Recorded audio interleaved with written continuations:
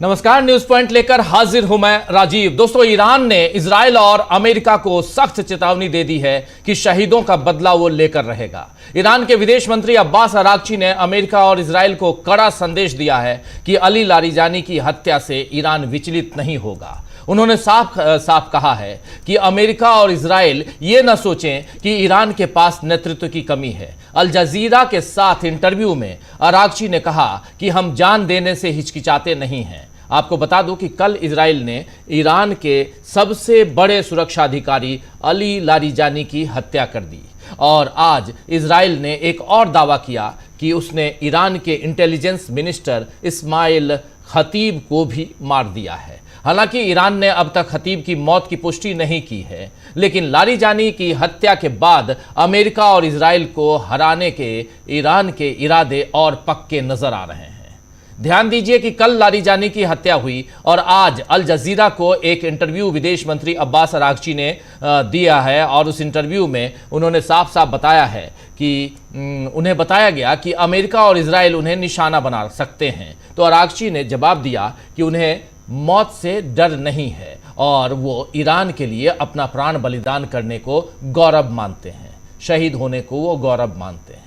उन्होंने कहा कि मुझे नहीं पता कि अमेरिका और इजराइल अभी तक ये बात क्यों नहीं समझे कि इस्लामिक रिपब्लिक ऑफ ईरान की राजनीतिक संरचना बेहद मजबूत है।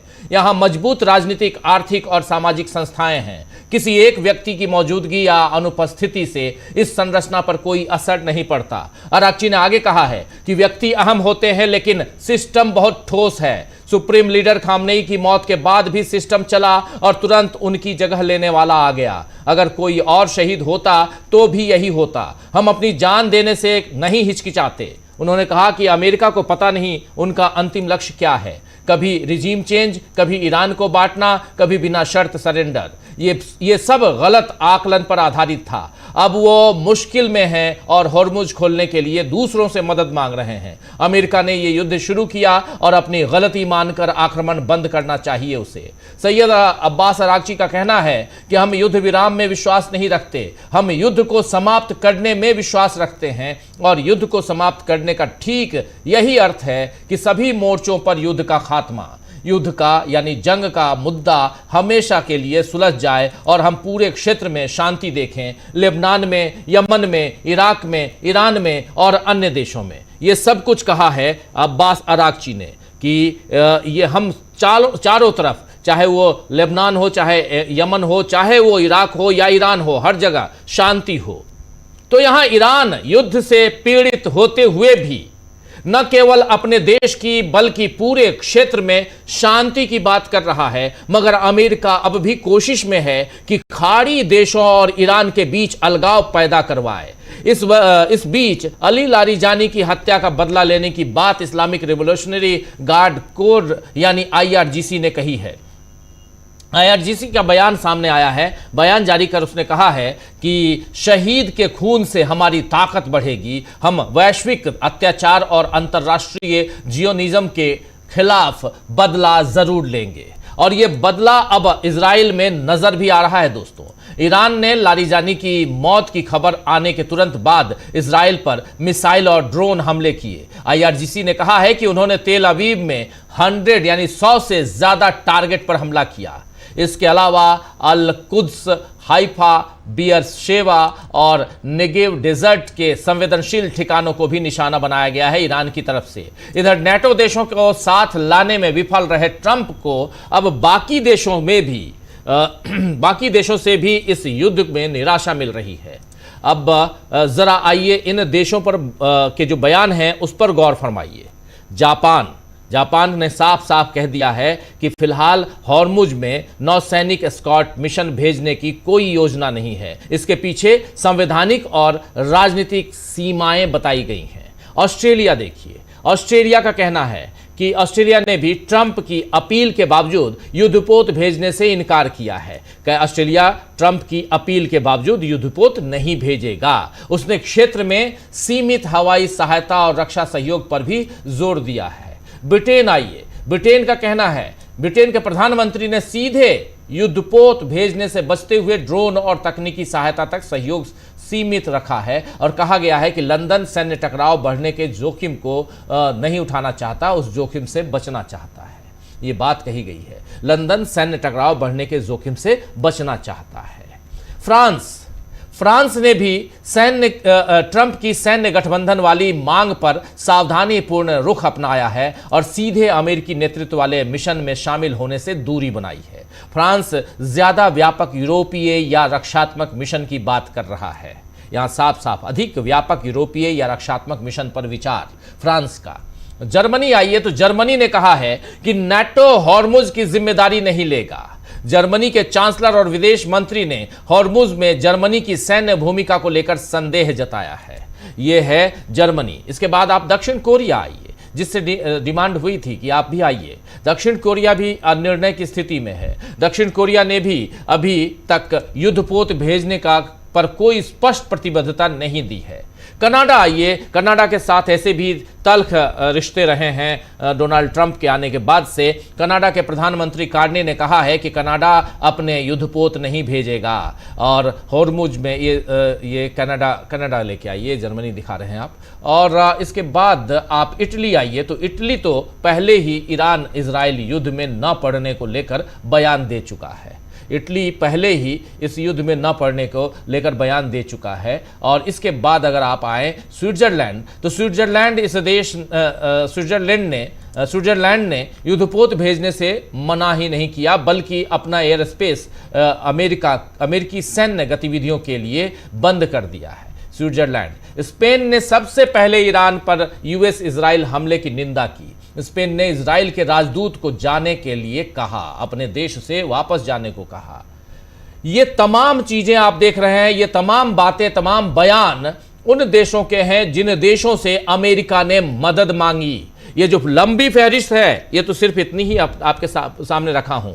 वहीं चीन के विदेश मंत्री वांग यी ने कहा है, उन्होंने कहा कि चीन मिडिल ईस्ट में सीज फायर और लड़ाई को खत्म करने के लिए मध्यस्थता जारी रखेगा। विदेश मंत्रालय के एक बयान के अनुसार उन्होंने ये भी कहा, यानी वांग यी ने यह भी कहा कि ये युद्ध कभी होना ही नहीं चाहिए था और इसे जारी रखने का कोई कारण नहीं है, कोई वजह नहीं है। विदेश मंत्री वांग यी ने बुधवार को यानी आज बीजिंग में यूएई यानी यूनाइटेड अरब अमीरात के राष्ट्रपति के चीन में विशेष दूत खल्दून अल मुबारक के साथ एक बैठक के दौरान ये बातें कही हैं। इस बैठक में उन्होंने यूएई की संप्रभुता और सुरक्षा की रक्षा करने में उसके प्रति अपना समर्थन भी व्यक्त किया है। तो ट्रंप और नेतन्याहू को इस जंग में साथ देने के लिए कोई ताकतवर देश सामने नहीं आ रहा है, बल्कि उनके अपने देशों में इसका विरोध हो ही रहा है। और वहीं ईरान अब उस घायल सांप की तरह हो चुका है जिसके वार से बचना अब ट्रंप और नेतन्याहू दोनों के लिए मुश्किल होगा। ऐसे में कितने वक्त तक ये युद्ध खिंच सकता है, आज इसी पर चर्चा करेंगे। और इस जंग में ईरान के साथ लड़ रहे इजराइल और अमेरिका, यानी ईरान इजराइल अमेरिका की जंग में नया मोड़ क्या है, ये सब जानेंगे आज इस चर्चा में, जिसकी शुरुआत अब हम करने जा रहे हैं। हमारे साथ कुछ वरिष्ठ साथी जुड़े हुए हैं, उनसे पहले आपका परिचय करवाता हूं और आगे बढ़ते हैं। जरा स्क्रीन पर हमारे तमाम साथियों के लिए आइए। देखिए 4 वरिष्ठ साथी हमारे साथ जुड़े हुए हैं। सुनील शुक्ला जी हैं, अमलिंदु उपाध्याय जी हैं, शकील अख्तर जी हैं, प्रशांत टंडन जी हमारे साथ जुड़े हुए हैं। आप चारों का स्वागत है, इस्तकबाल है। स्वागत इस्तकबाल आप तमाम दोस्त साथी शुभचिंतक आप सबका जो अब तक जुड़ चुके हैं, उनका भी, जो जुड़ने वाले हैं उनका भी स्वागत करता हूं। और साथ में सीधे उधर ईरान से हमारे साथ जुड़े हुए हैं नौशाद साहब, आबिद रज़ा नौशाद साहब हमारे साथ जुड़े हुए हैं। आपका स्वागत है नौशाद साहब। सबसे पहले आपके पास ही आना चाहता हूं। कल से लेकर आज तक बहुत कुछ बदल चुका है, ईरान जंग में नया मोड़ आ चुका है, वो हम लोग उसको और उसका खुलासा करेंगे। और कल जब 18वां दिन था, 17 दिन बीत चुके, 18वें दिन में हम लोग ये उम्मीद कर रहे थे कि अब ये जंग जो है वो अब समापन की ओर जा रहा है। लेकिन इस जंग में एक नई स्थिति, यहाँ नए हालात तब पैदा हो गए जब अली लारीजानी की मौत की खबर आई, सुलेमानी की मौत की खबर आई, और उसके बाद उनके साथ साथ और भी कई लोगों के, और आज भी एक खबर इजराइल से आई है। ज़रा आपसे समझना चाहता हूं कि क्या इतना सटीक हमला कर रहा है इजराइल ईरान पे, और ईरान क्या कर रहा है? ज़रा इस हमले से ही शुरुआत करते हैं। जी, आदाब अर्ज करता हूं आप सबकी खिदमत में। जंग जो है बहुत ही खतरनाक मोड़ इख्तियार करती जा रही है और वॉर एस्केलेशन होता दिखाई दे रहा है। जैसा कि आपने खुद अपनी गुफ्तगू में ये इशारा किया कि किस तरह से जंग आगे की तरफ बढ़ती जा रही है, जबकि हो सकता है लोगों का ये अंदेशा हो कि भाई 16-17 दिन 18 दिन गुजर गए और अब धीरे धीरे वो जंग समाप्ति की तरफ जा रही है। लेकिन देखने में आ रहा है कि इधर ईरान ने कोई अटैक नहीं किया था, बल्कि इसने सिर्फ और सिर्फ रिटेलिएट किया है। जंग उधर से शुरू हुई है और ईरान ने यह कहा था कि जंग उस वक्त तक अब नहीं रुकेगी, यानी हमारा रिटेलिएशन उस वक्त तक नहीं रुकेगा जब तक कि हम इसको पूरी तरह से सबक नहीं सिखा देते। कि आज राक्ची साहब ने भी जो अल जजीरा का जो इंटरव्यू था उनका, राक्ची साहब का, उसमें उन्होंने कहा था कि हम जो है सीज फायर नहीं चाहते हैं बल्कि कंप्लीट एंड ऑफ वार चाहते हैं। यानी सीज फायर का तो ये है कि आप सीज फायर करेंगे और उसके बाद फिर वो शुरू कर देंगे, जब उनका दिल चाहेगा जंग स्टार्ट कर देंगे, जब उनका दिल चाहेगा जंग। तो हम नहीं चाहते हैं। हम जो चाहते हैं वो ये है कि इस मरहले तक पहुंचा दिया जाए वॉर को कि किसी सूरत भी आइंदा इजराइल और अमेरिका की ये हिम्मत ना हो पाए कि इस तरह से जब चाहे वॉर स्टार्ट कर सके। कंप्लीट एंड ऑफ वॉर, ये उनकी मुराद है। अब देखिए आप, लेकिन इसमें इजराइल का इंटरेस्ट ये है कि जंग जारी रहे, जंग बढ़ती रहे। अमेरिका के इस तरह के बयानात आना शुरू हो गए थे, डोनाल्ड ट्रंप के इस तरह के बयानात आना शुरू हो गए थे, जिससे लग रहा था कि वो परेशान हो चुके हैं, और ऐसा ही है कि वो परेशान हो चुके हैं और वार को वो समेट नहीं पा रहे हैं। जिस तरह से उन्होंने जंग का स्टार्ट किया था और जिन दावों के साथ स्टार्ट किया था उसको समेट नहीं पा रहे हैं। मिसाल के तौर पर उनके बात में अगर आप देख लेंगे कितना कभी हाँ बोलते हैं कभी ना। यानी एक बार उन्होंने कहा, हम शुरू में जब वॉर शुरू की तो उन्होंने सीधे सीधे आके कहा हम जंग जीत चुके। फिर कुछ देर बाद उन्होंने कहा, अगले इंटरव्यू में कहा कि हम जंग जीत रहे हैं। फिर कहने लगे कि आओ हुर्मुज में हम फंस चुके हैं, Korea, Japan, Italy, France, Spain, England सब आओ मेरी मदद करो, हम हुर्मुज को खुलवाएंगे। तो फिर मदद मांगने लगे और उसके बाद कहने लगे कि जब सबने नो बोल दिया कि नहीं आपको मदद नहीं दी जाएगी, ये हमारी जंग नहीं है, हम इसमें दाखिल और शामिल नहीं होना चाहते हैं, तो ट्रंप को मायूसी होती है और वो कहते हैं कि जाओ फिर हमें तुम्हारी जरूरत नहीं है। यानी कितनी बार ये बदल रहा है। तो इससे इजराइल को जो अंदाजा हुआ ये था कि इसका मतलब ट्रंप इस मूड में है कि किसी ना किसी तरह किसी भी कंडीशंस के साथ और ईरान की शर्तों को मानकर ही जैसे तैसे इस जंग से इज्जत के साथ निकल जाया जाए। तो यहां पर इजराइल को ये लगा कि ये हमारे मफाद में, हमारे बेनिफिट में चीज नहीं है, लिहाजा उसने दो काम अब किए हैं। एक तो लारिजानी साहब को शहीद करना, और दूसरा काम जो आज हुआ है वो ये है कि लोविया एक यहाँ पर रिफाइनरी है, वहां पर रिफाइनरी इंफ्रास्ट्रक्चर पर आज हमला किया है। ताजा तरीन खबर ये है, जो रिफाइनरी पर हमला किया है उसमें जाहिर है कि नुकसान हुआ है और आग भी लगी है और उसको कट कर दिया गया है ताकि आग फैल ना पाए। लेकिन उसके बाद यहाँ की फौज ने और ईरान ने जो बयानिया जारी किया है वो ये किया है कि जितने भी यहाँ पर रिफाइनरी हैं जिसमें जो अमेरिकन और इजरायली इंटरेस्ट से रिलेट करती हैं, वो जितनी भी रिफाइनरी हैं सबके आसपास से जितने लोग हैं वो निकल जाएं, क्योंकि अब वो हमारे लिए वो एक टारगेट बन चुके हैं।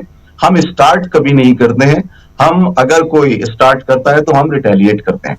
तो वो उन्होंने बिल्कुल साफ साफ वाज़े तौर पर कतर की 2 रिफाइनरी, सऊदी अरब की 2 रिफाइनरी और भी कई रिफाइनरियों को ये मुल्कों को ये जारी कर दिया है, हुक्म अपनी तरफ से कह दिया है कि आप इन रिफाइनरीज के अतराफ में अगर हैं तो वहां से चले जाएं, क्योंकि हम इनको टारगेट करने वाले हैं। अब आप ये सोचें, अब जब उन्होंने अटैक का जो संकट चल रहा है उससे अभी दुनिया उबर नहीं पा रही है, किसी तरह चाह रही है कि इस चीज को रोका जाए और दुनिया जो है सुकून से आगे बढ़े, लेकिन वॉर एस्केलेशन इजराइल चाहता है, लिहाजा उसने ये काम किया है। रिफाइनरी पर अमेरिका। आबिद साहब, नौशाद साहब, ये बताइए कि आखिर एस्केलेशन क्यों चाहता है इजराइल? क्या फायदा इससे? वॉर एस्केलेशन क्यों चाहता है? जी, इजराइल वॉर एस्केलेशन इसलिए चाहता है कि वो ईरान को ही सबसे बड़ा अपने लिए थ्रेट समझता है, क्योंकि ईरान पैलेस्टाइन के इशू को लेकर बहुत ही ज्यादा हसास है और उस इशू को भूलना और भुलाना नहीं चाहता है। वो ये कहता है कि इजराइल यहां पर आक्रमण किया है, इसने ये यहां पर इलीगल है और वहां पर 75 साल से ज्यादा का अरसा गुजर चुका है कि फिलिस्तीन में वो मुसलसल जुल्म कर रहा है, और सिर्फ फिलिस्तीन में नहीं बल्कि जहां भी वो चाहता है अपने इलाके में वहां पर जुल्म करता है, अटैक करता है, दूसरों को मारता है। तो ये चीज ईरान के लिए बहुत अहम है कि ये इशू जो है ना, ये जो अनरेस्ट है हमारे इस खित्ते में, हमारे इस इलाके में, ये अनरेस्ट की असली जड़ वो इजराइल के वजूद को यहां पर देखता है। वो ये चाहता है कि अमेरिकन बेसेस यहां से अगर खत्म हो जाती हैं तो इजराइल जिन बुनियादों पर ये सारे काम कर रहा है और ताकत जहां से मिल रही है, इजाजत जहां से मिल रही है, असलहे उसे जहां से मिल रहे हैं, वो है अमेरिका। अमेरिकन बेसेस अगर यहां से खत्म हो जाते हैं तो हमारे रीजन में फुल पीस आ जाएगा और कोई भी एक दूसरे को परेशान नहीं करेगा, बेगुनाहों की मौतें नहीं होंगी, किसी पर जुल्म नहीं होगा, बल्कि हम एशिया वाले, हम इस रीजन वाले जो हैं अपने इस रीजन को चलाएंगे और बहुत अच्छा चला लेंगे। यानी इस रीजन में अगर कुछ भी इख्तिलाफ है, कुछ भी वॉर है, लड़ाई है, नाइंसाफ, बेगुनाहों का खून है, तो उसकी असल जड़ इजराइल है और इजराइल को भी अमेरिका का सपोर्ट है। यानी अमेरिका का सपोर्ट अगर यहां से खत्म है तो इजराइल यहां पर कुछ नहीं कर सकेगा। ये इजराइल ईरान को थ्रेट समझता है। आप देखेंगे रेजिस्टेंस जो है। जी, वीडियो आपका डाउन हो गया, आवाज़ बहुत अच्छी आ रही थी, बीच बीच में कट रही है। कोशिश करते हैं, दोबारा आपको जोड़ने की कोशिश करते हैं, लेकिन बहुत महत्वपूर्ण बातें आप बता रहे हैं। और ज़रा इसमें एक सवाल और आपके साथ जोड़ना चाह रहा था कि आखिर नौशाद साहब, इसमें एक सवाल और जोड़ना था। एक तरफ तो इजराइल जो है वो चाहता है कि ये जंग आगे बढ़े, लेकिन अमेरिका, जहाँ तक अमेरिका के राष्ट्रपति अभी आपको जी आवाज़ आपकी आ रही हल्की। जी नौशाद साहब, सवाल इसके साथ एक और है कि आखिर अमेरिका यहां से बाहर क्यों निकलना चाहता है, जब उसका एक साथी जो इजराइल है वो इस युद्ध को, इस जंग को आगे बढ़ाना चाहता है। अमेरिका के राष्ट्रपति का आपने भी कहा और हम लोग भी लगातार देख रहे हैं कि अमेरिका के राष्ट्रपति किसी न किसी बहाने इससे बाहर निकलना चाहते हैं। जो मदद उनको चाहिए थी वो मदद किसी भी देश से मिलते हुए दिखाई नहीं दे रही है, कोई हेल्प करने के लिए तैयार नहीं है। तो एक तरफ अमेरिका और दोनों साथ में, अमेरिका इजराइल दोनों साथ में ईरान पे हमला कर रहे हैं, लेकिन अमेरिका कोई कुछ और सोचता है, ईरान कुछ और सोच रहा है। क्या आपको भी लगता है सही? जी देखिए, अमेरिका जो निकलना चाहता है इस वॉर से, सबसे पहले तो ये बात करनी चाहिए कि अमेरिका ने ये वार क्यों शुरू की थी और क्या सोच करके शुरू की थी। यानी उनके यहां एक बहुत ही बड़ी बात जो सामने आई है वो ये है कि उनके यहां मिस कैलकुलेशन था इस वार को लेकर। उन्होंने ये समझा था कि हम लीडरशिप देंगे। मेरी आवाज पहुंच रही है? जी आ रही है जी बिल्कुल। हम जब सबसे बड़ी लीडरशिप को टारगेट उनके जनरल्स को देंगे तो को टारगेट करेंगे, हम उनके जनरल्स को मार देंगे, तो फिर क्या होगा, ये फॉरेन सिस्टम खत्म हो जाएगा, रिजीम चेंज हो जाएगा और फिर हम जो चाहेंगे करेंगे। ये अमेरिका की मंडी और उन्होंने प्लानिंग इसी तरह की थी। ये मिस कैलकुलेशन, क्योंकि उन्होंने इसीलिए उन्होंने पहचाना, अभी भी नहीं पहचाना है ईरान को। उन्होंने समझा था कि वेनेजुएला है या दूसरा कोई ऐसा मुल्क है जो 2 दिन के अंदर हो जाएगा, लीडरशिप को खत्म कर देंगे तो मुल्क खत्म हो जाएगा, हुकूमत खत्म हो जाएगी, रिजीम चेंज हो जाएगा और फिर मुरादों तक पहुंच जाएंगे। ये उनका ये मुल्क समझा था या कोई संगठन समझा? जब उन्होंने देखा, जैसा कि अभी हालिया जो इंटरव्यू ट्रंप है उसमें उसने साफ साफ आके कहा। नौशाद साहब, मैं कह रहा हूं कि लगा कि कोई छोटा मोटा संगठन है उसके जी जी जी जी, वही वही कि उसके जी उसके उसके जी टॉप जी लीडर को मार दिया जी तो जी पूरा जी संगठन खत्म हो गया। संगठन खत्म हो जाएगा। लेकिन उनको ये मालूम होना चाहिए था कि ये जो यहाँ पर निजाम जो सिस्टम है इतना मजबूत है कि आप 3 लेयर तक उनके हर ओहदे के लिए, हर पोस्ट के लिए 3 लेयर तक पहले से मौजूद है। यानी एक शहीद होता है फिर वो लेयर बढ़ जाती है। तो ऐसा नहीं कि सिस्टम, आप देखें कि रहबर आयतुल्ला खामनेई के शहीद होने के बाद जब ये सिस्टम कुछ नहीं बिगड़ा, इसका बाल भी भीका नहीं हुआ, बल्कि पहले से ज्यादा और ज्यादा स्ट्रांग नजर आ रहा है। सिस्टम और पब्लिक दोनों में अजीब तरीके की यूनिटी नजर आ रही है। तो आप सोचिए कि जब सबसे बड़े लीडर को टारगेट करने के बाद, उनको शहीद करने के बाद इस सिस्टम का कुछ नहीं बिगड़ा, तो आप दूसरी जो लोग हैं उनको अगर शहीद करेंगे तो ये सिस्टम कैसे जा सकता है। तो लिहाजा अभी तक वो ये नहीं समझ पा रहे हैं, इसीलिए लारिजानी को शहीद कर रहे हैं।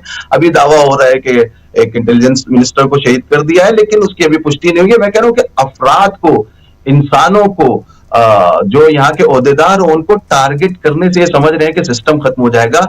और ये इनकी हिमाकत है। यानी एक इंसान को ये समझ लेना चाहिए कि जब टॉप लीडरशिप को खत्म करने के बाद ये सिस्टम खत्म नहीं हुआ तो लोगों को मारने से कुछ नहीं होने वाला है। अगर आपका मंशा, अगर आपकी मुराद रिजीम चेंज था तो आप ये हरकतें क्यों कर रहे हैं। रिजीम चेंज इन चीजों से हासिल नहीं होने वाला है और आप इस चीज में नाकाम रहेंगे। तो ट्रंप के हालिया बयानात में भी आप देखें कि किस तरह से वो फ्रस्ट्रेशन का शिकार है। कभी कुछ कहते हैं, कभी कुछ कहते हैं। ये मुसलसल चीज देखने में आ रही है। अब ये जो वॉर एस्केलेशन इजराइल चाहता है वो यही चाहता है कि ईरान हमारे सामने थ्रेट है। उसको लग रहा है कि इस जंग को अगर हम जारी रखेंगे तो ईरान खत्म हो जाएगा, लिहाजा इस जंग को खत्म नहीं होने देना है। अमेरिका का पैर इसमें आ गया है तो उसके पैर को खींच के रखना है। लिहाजा वो क्या कर रहा है, उधर अमेरिका और ट्रंप बात कर रहे हैं, कुछ इस तरह के दे रहे हैं जिससे इशारा निशान है, बयान हो चुके हैं इस जंग से है उसे कि हम, और इससे इज्जत के साथ निकलना चाह रहा है। इजराइल ने इस चीज को भांप लिया है। लिहाजा वो कभी लारिजानी साहब को टारगेट करना हो या अभी जो सबसे बड़ा वाकया पेश आ गया, इन्होंने यहाँ के एनर्जी इंफ्रास्ट्रक्चर पर जो हमला किया है, ये बहुत ही बड़ा इसमें एक मरहला है इस जंग में जो इस वॉर को एस्केलेट करेगा। क्योंकि ईरान ने अपना इरादा साफ जाहिर कर दिया है कि हम इसको रिटेलिएट करेंगे और जो अमेरिकन इंटरेस्ट की सूरत में रिफाइनरी है उसको करेंगे। जी तो ये वॉर नौशाद साहब, एस्केलेट होती रही है। जी नौशाद साहब ये बताइए, ये खबर तो आ रही है जैसे अभी आपने बताया कि अभी की ताज़ा खबर आपने बताई कि उसने जिस ढंग से एक हमला और बोला है उससे एनर्जी जो आपूर्ति होती है उस पर ये एक बड़ा हमला, यानी चाहे ऑयल रिफाइनरी हो या एनर्जी से रिलेटेड कुछ भी ऐसे ये जी जी जरा ये बताइए कि क्या ईरान इजराइल के ऊपर कहां कहां हमला कर रहा है, ऐसी कोई खबर है आप लोगों तक, वो बातें पहुंचती हैं कि आज ईरान ने इजराइल के इन शहरों पे इन वहां के कॉमर्शियल जो सेंटर्स हैं, या क्योंकि आज ईरान ने कहा था कि अब हम कॉमर्शियल सेंटर्स पे भी हमला हो रहा है, एनर्जी इंफ्रास्ट्रक्चर है जी, एनर्जी इंफ्रास्ट्रक्चर। तो जरा इजराइल को क्या यहाँ पर ईरान की तरफ से जो इजराइल के ऊपर हमले हो रहे हैं उसको क्या वहां पे क्षति हो रही है। देखिए ईरान जो अटैक यहाँ से जो रिपोर्ट आना अभी 62वीं या 63वीं वेव इधर से गई है और लास्ट में 61वां जो अली लारिजानी का रिवेंज का एक हमला किया। अगरचे रिवेंज एक हमले से नहीं होता लेकिन स्टार्ट आप समझ सकते हैं रिवेंज का, जो उनका बदला लेने के लिए जो अटैक किया उसको इन्होंने कहा कि हमने बहुत ही शदीद हमला किया है और पहली बार इन्होंने इस वॉर कासिमानी मिसाइल दागा है, टॉप मिसाइल दागा है, मेरी बात जी, टॉप मिसाइल सिज्जील मिसाइल को मारा है, कासिम सुलेमानी मिसाइल को मारा है और उसके बाद खुर्रम शहर, खैबर शिकन, इमाद और इस तरह की कई मिसाइल उन्होंने दागी और रोजाना दाग रहे हैं। आप इसी से समझ लें कि हमले तो इधर से बहुत पूरी शिद्दत के साथ जारी है। 60 से ज्यादा 62 के करीब जो है वेव जा चुकी है हम लोग की और ये और बढ़ेंगी और ज्यादा बढ़ेंगी। लेकिन मसला यह है कि वहां से इतनी ज्यादा सेंसरशिप है, इजराइल की जानिब से इतनी ज्यादा सेंसरशिप है कि वो कुछ भी अपनी कैजुअलिटीज, अपने जो नुकसानात हैं उसको आम नहीं होने दे रहे हैं। हत्ता जो न्यूज चैनल्स है, जो मेन स्ट्रीम मीडिया है, वहां जाके कवर करना चाहती है, उसको भी पूरी तरह से इजाजत नहीं है। जबकि इसके बरखिलाफ आप ईरान में देखें तो ईरान ने शुरू के दिनों में ही, जंग के शुरू के दिनों में ही CNN जो अमेरिका का चैनल है उसके रिपोर्टर को अपने यहाँ इजाजत दे दी थी, वो आया, उसने कवर किया। ये खुद कुछ ना साफ होकर शहीद हुआ, क्या हुआ, कितने सिविलियंस मारे गए, कितनी औरतें, कितने बच्चे, वो सब पूरा डेटा जो है पूरा साफ साफ ईरान दे रहा है। लेकिन वहां पर इस चीज को छुपाया जा रहा है। और अगर इजाजत हो तो मैं बता दूं कि वजह क्या है। वजह यह है कि वो लोग क्यों छिपाते हैं और ये लोग क्यों बताते हैं, ये बहुत अहम चीज है। देखिए, यहां जो है शहादत का जो एक तस्वुर है वो इस तरह है कि यहां शहादत से लोग डरते नहीं है, मायूस नहीं होते हैं। मसलन लीडर मार दिए गए, खूब गम होता है, इंसान को गम होता है कि हमारा इतना अच्छा लीडर, इतना मेहरबान लीडर, इतना टॉप क्लास का लीडर मार दिया गया, लारी जानी साहब शहीद कर दिए गए, फला साहब शहीद कर दिए गए। अफसोस होता है, अफसोस करते हैं, गम करते हैं, लेकिन गम के साथ साथ यह है कि ये गम, ये आंसू उनकी मायूसी का सबब नहीं बनता है। बल्कि जब लुबनान के सैयद को शहीद किया गया था, हसन नसरुल्लाह को शहीद किया गया था, तो यहाँ पर जो आयतुल्लाह खामनेई है, उन्होंने स्पीच दी थी। उस स्पीच में उन्होंने ये कहा था कि हम आजादार हैं, हम गम मना रहे हैं हसन नसरुल्लाह का, लेकिन हमारा गम मायूसी की अलामत नहीं है, बल्कि ये गम, ये आंसू जो उनके लिए निकल रहे हैं, ये हमें और ताकत देते हैं और पावर देते हैं और हमें उम्मीद बढ़ाते हैं, हमारे रगों में खून दौड़ाते हैं, फिर से हमें जिंदा कर देते हैं। तो ये कॉन्सेप्ट ऑफ शहादत जो है इनके यहाँ, जो इस्लाम से निकला हुआ, कुरान से निकला हुआ, करबला से निकला हुआ है, वो यहाँ पर मौजूद है। लिहाजा ये देखते हैं कि शहादत हमारे लिए मायूसी नहीं है। दूसरी बात ये है कि जब पब्लिक को ये लगता है कि हमारे लीडर शहीद हो रहे हैं, तो पब्लिक को ये लगता है कि हम अकेले नहीं हैं।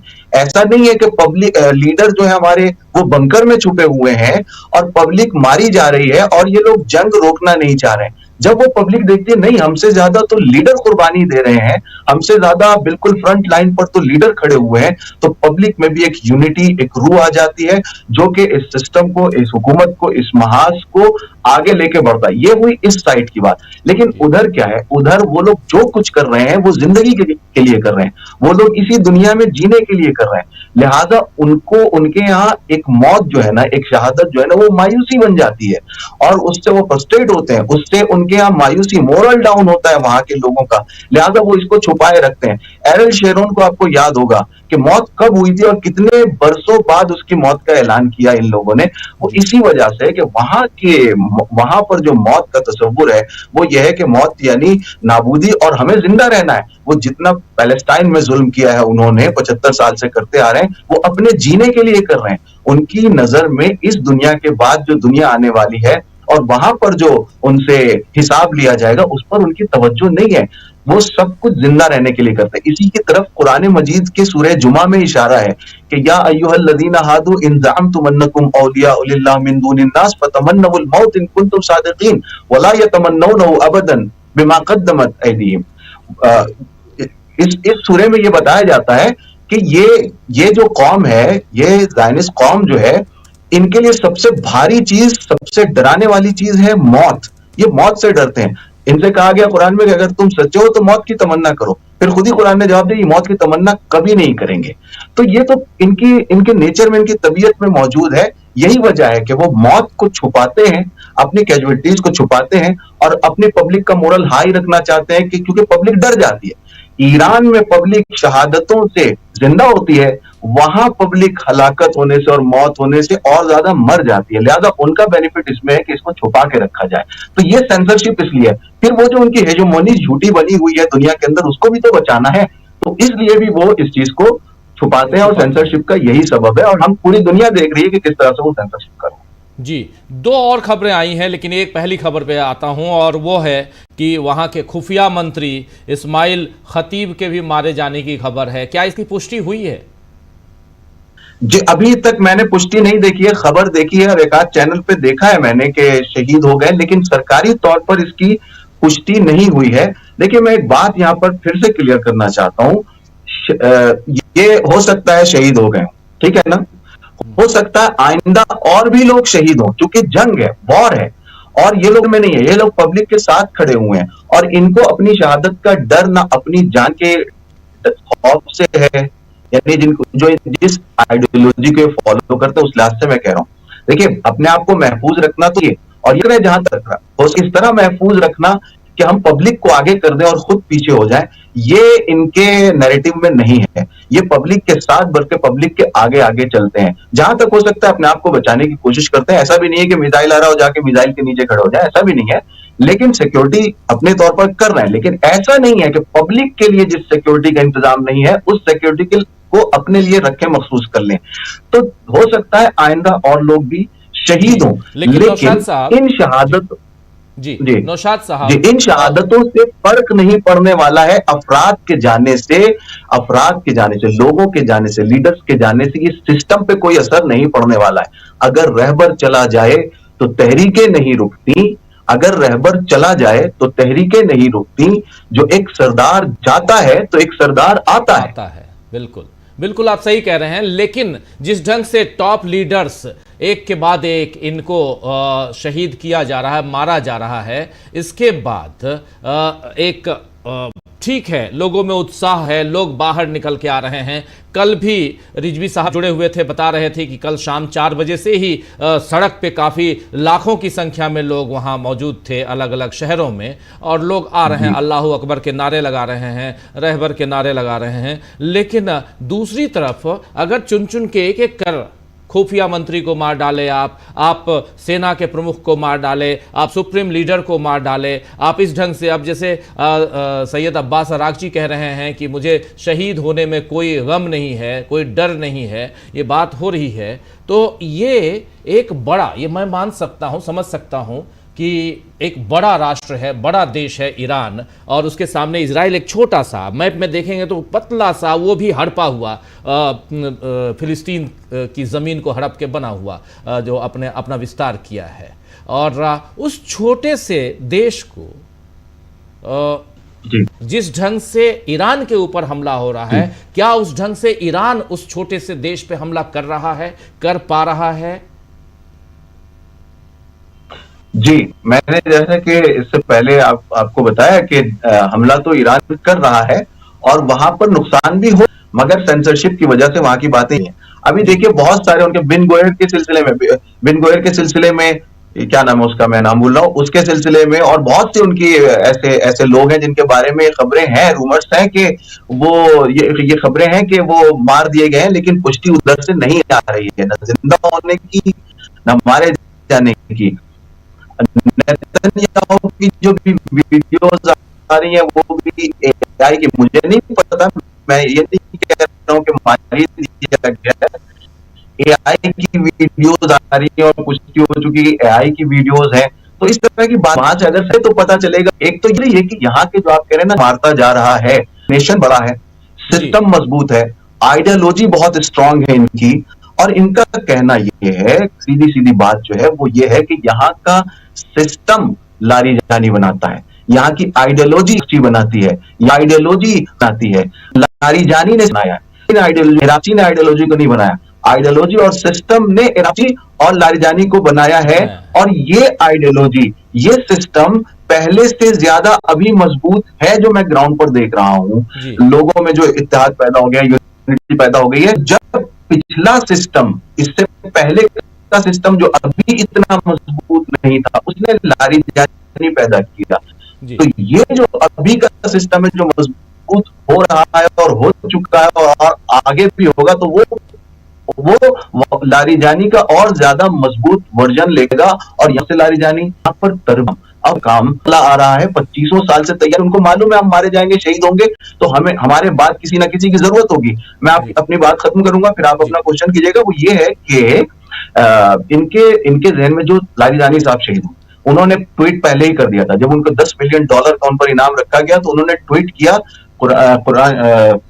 आयत लिखी, हदीस लिखी इमाम हुसैन अलैहिस्सलाम की, जो उन्होंने करबला में हदीस पढ़ी थी, करबला के वाकये में, कि मेरे लिए हक पर मरना, ट्रुथ के लिए मरना, फेथ के लिए मरना, इससे कहीं बेहतर है कि मैं जालिमों के साये में जिंदगी गुजारूं, ऑपरेसर्स के साये में जिंदगी गुजारूं। उन्होंने ये बात की थी। तो क्या मतलब, एक तो ये तो आइडियोलॉजिकल बात हुई, लेकिन उनको क्या पता नहीं है कि मेरी कितनी जरूरत है सिस्टम को। उनको पता है मेरी कितनी जरूरत है सिस्टम कितनी जरूरत है, लेकिन उसके बावजूद क्यों वो इतना ज्यादा बंकर में नहीं जा रहे हैं। एक तो वो बात जो मैंने पब्लिक के मोरल के हवाले से आपको पेश जी की, इसकी वजह। जी दूसरी बात यह है कि उनका उनका दिल मुतमईन है, उनका दिल मुतमईन है कि मेरे बाद भी ऐसे बहुत से हजारों लोग मौजूद हैं, कमांडर्स मौजूद हैं, लीडर्स मौजूद हैं जो इसको लीड करेंगे। और तीसरी बात वही कि हमने अपना काम पूरा कर दिया है। एक और गुजारी है हक के लिए और बातिल के मुकाबले में, ऑपरेशंस के मुकाबले में हक और बातिल को हमने क्लियर कर दिया है। वही आइडियोलॉजी जो आयतुल्लाह खामनेई शहीद के जहन में थी, वही इनके दीगर लीडरों के जहन में है कि हमने अपना काम पूरा कर दिया है। अब जो हमने नस्ल तरबियत की है आगे के लिए, वो अपना काम करेगी। उनका दिल मुतमईन है, लिहाजा शहादत को गले लगाते हैं। और उनको ये भी पता है कि हमारा खून रायगा नहीं जाएगा, हमारे खून से ये सिस्टम कम नहीं होगा, खत्म नहीं होगा, बल्कि और ज्यादा मजबूत होगा और बढ़ेगा। ये उनके लिए बिल्कुल क्लियर थी बात।